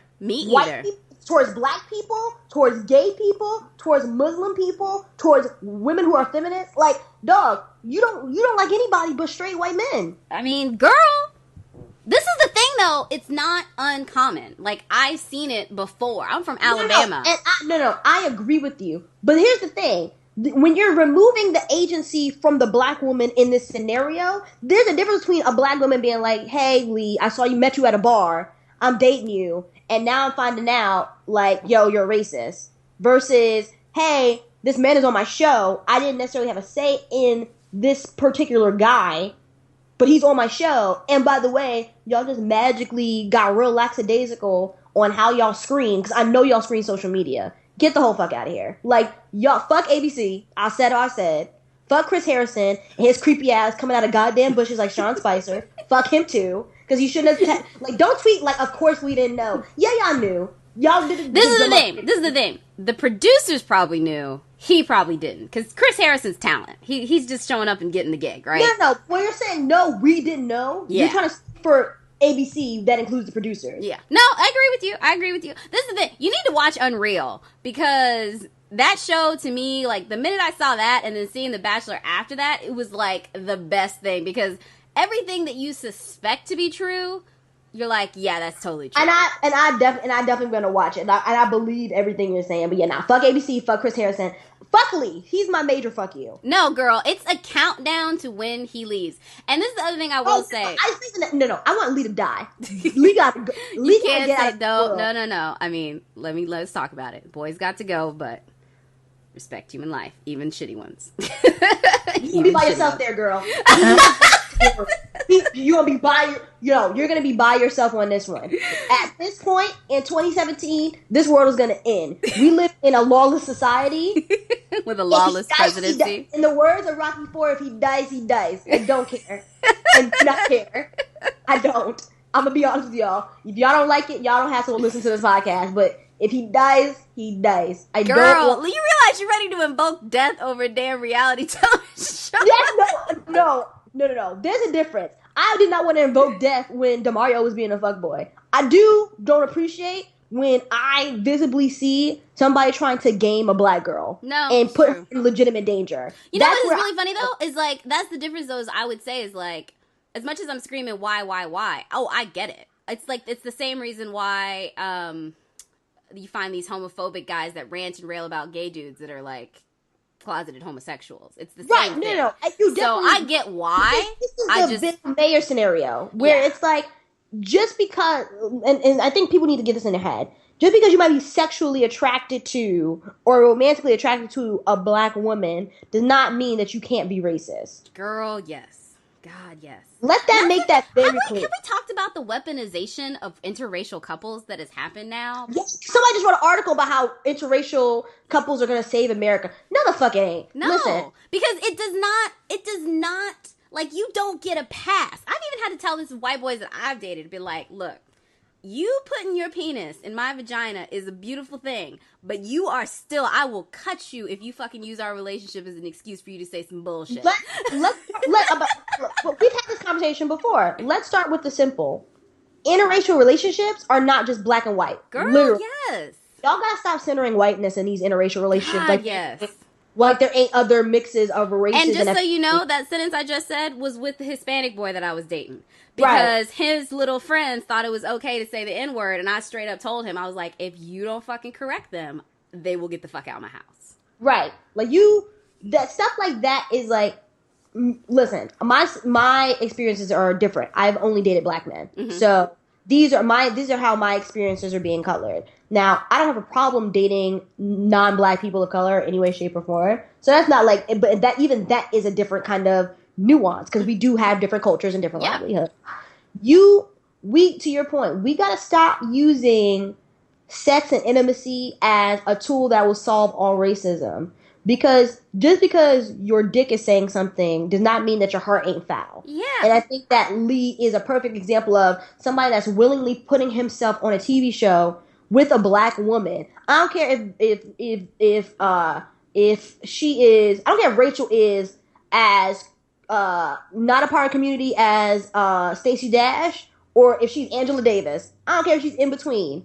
Just her existence is a threat to a lot of people in America. Yeah. Doesn't matter what her political or personal views are. Yep. So the fact that you put her in this line of danger, and whether or not she is everything that he is describing in these tweets, fuck you. Because she clearly doesn't care about her black ass life. Because he clearly has a problem with Black Lives Matter. So even if you take out the Muslim stuff, the gay stuff, the feminist stuff, and you shouldn't because it paints a whole picture of shittiness, the fact that you have somebody who's staunchly against something as simple as caring about the value of black lives, and you want him to interact and date someone who is black, who has a life, is wild. That's why I'm like, I genuinely I don't care if he dies. Because you clearly don't care if I die. No, I'm being serious. Like, you clearly make it very clear that you don't care if my black ass dies.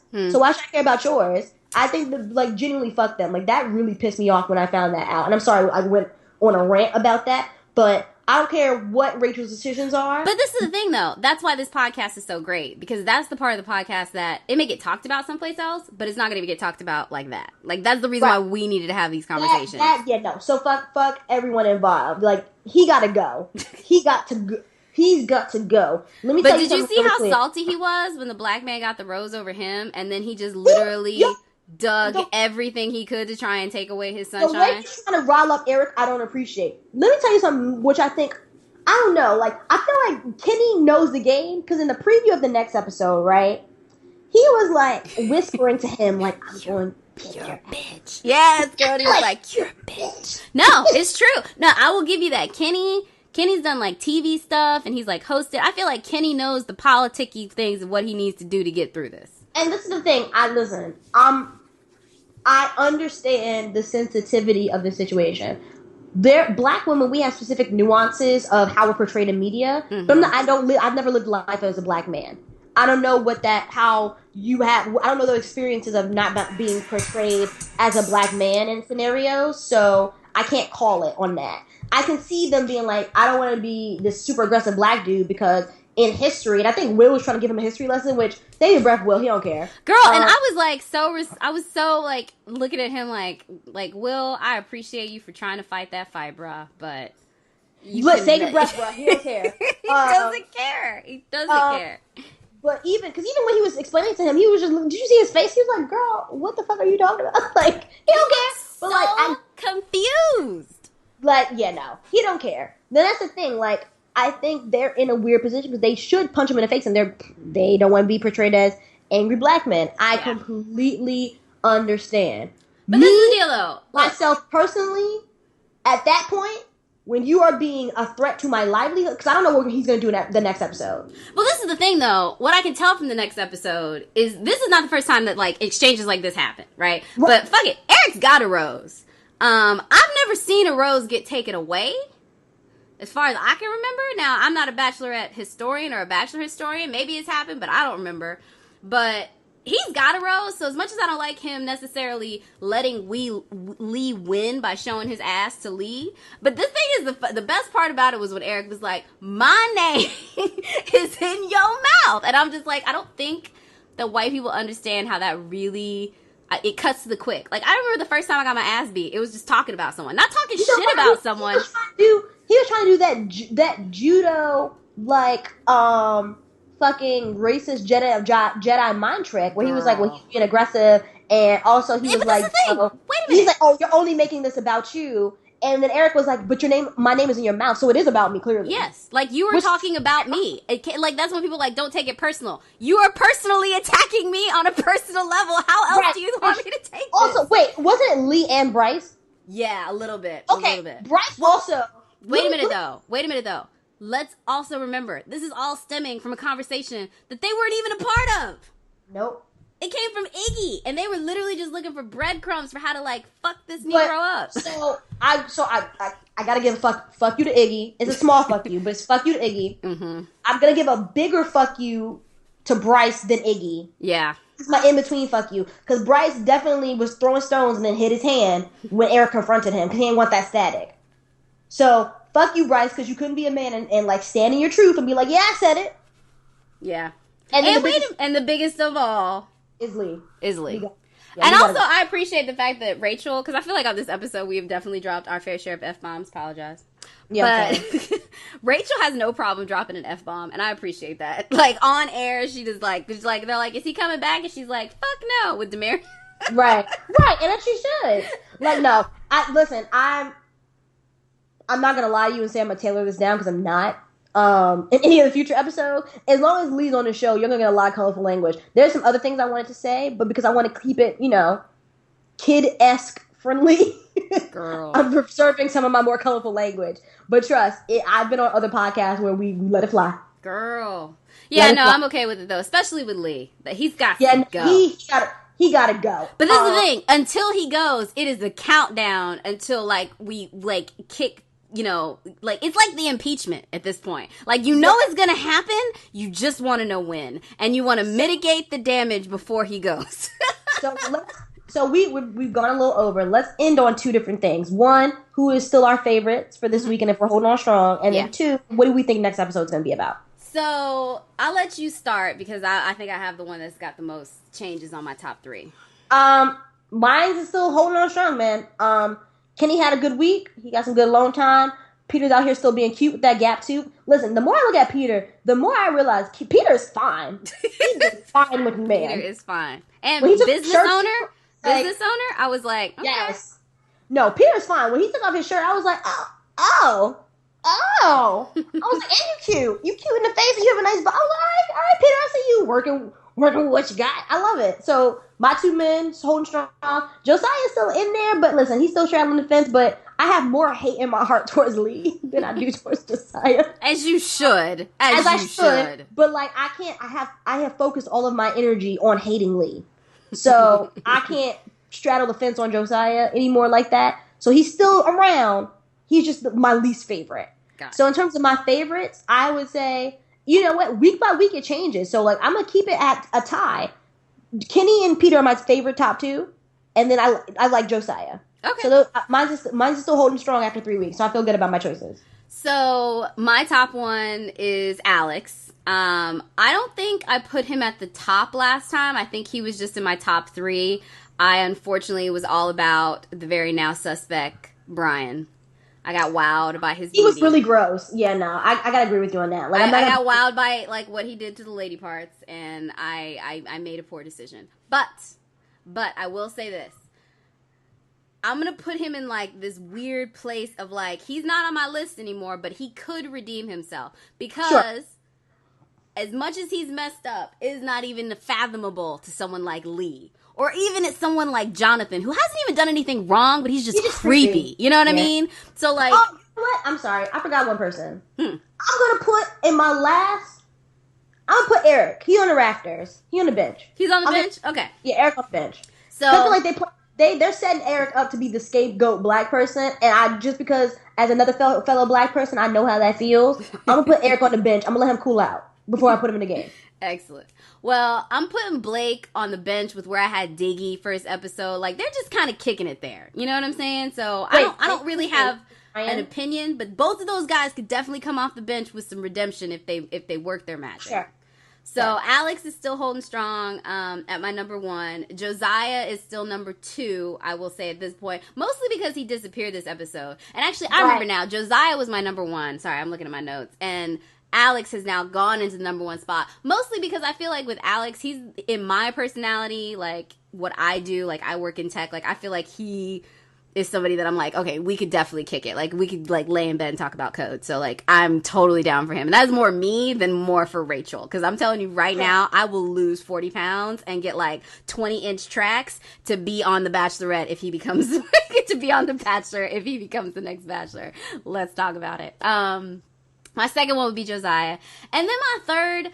And I'm not even that strong with this, and the only reason why I even put him here was because of the speech that he was trying to give, Make the Bachelor Great Again, is Will. Like, I feel like Will maybe got, like, overshadowed, but I liked his little cheesy corniness, but I also liked him a little bit.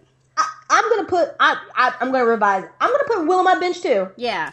But Will's in my 3 because I kicked Brian off, and I put him, like, resting on the bench. Let's do this. We'll make it fun. For the next weeks... You can have a bench, but you have to cap it to 3 dudes on the bench. No, my bench is only 2 right now, because I really, there's some other dudes that I'm like, maybe, maybe not, but none of them have really wowed me to be like, yes or no or anything like that. And I know you love you some Kenny, but he's very, I don't know. I love Kenny, man. But Kenny and Peter, like, truth be known, Peter could be on my bench, and I did like him, and I liked his one-on-one date, but he hasn't done that thing for me yet. Every single one of the guys that are on my bench or on my... like, top 3, they've done some things where I'm like, okay, you intrigue me, both for Rachel and just in general. Yep. So. Okay, so for a recap overall, I have Kenny, Peter, and I have on my bench Josiah in order, Josiah, Eric, Will. So I have Alex, Josiah, Will, and then on my bench I have Brian and Diggy. Okay. And they're kicking it. And next episode, I just hope Lee gets his ass beat, honestly. So, in the preview next episode, we got Lee really, really trying to storm the castle with the racism and the fuck shit. We got frustrated looking black men in the queues. We got Kenny whispering to him, "You bitch." Oh, girl, I can't wait. Listen. This is what I'm telling you. This is where the rubber meets the road on why I am bang bang Kenny the gang all day, every day. I'm telling y'all this right now. That little preview, I was like, y'all gonna see why I ride or die for Kenny. Like, I'm telling you this right now. He gonna say some shit that'll be mad funny, and I'm gonna be like, yes.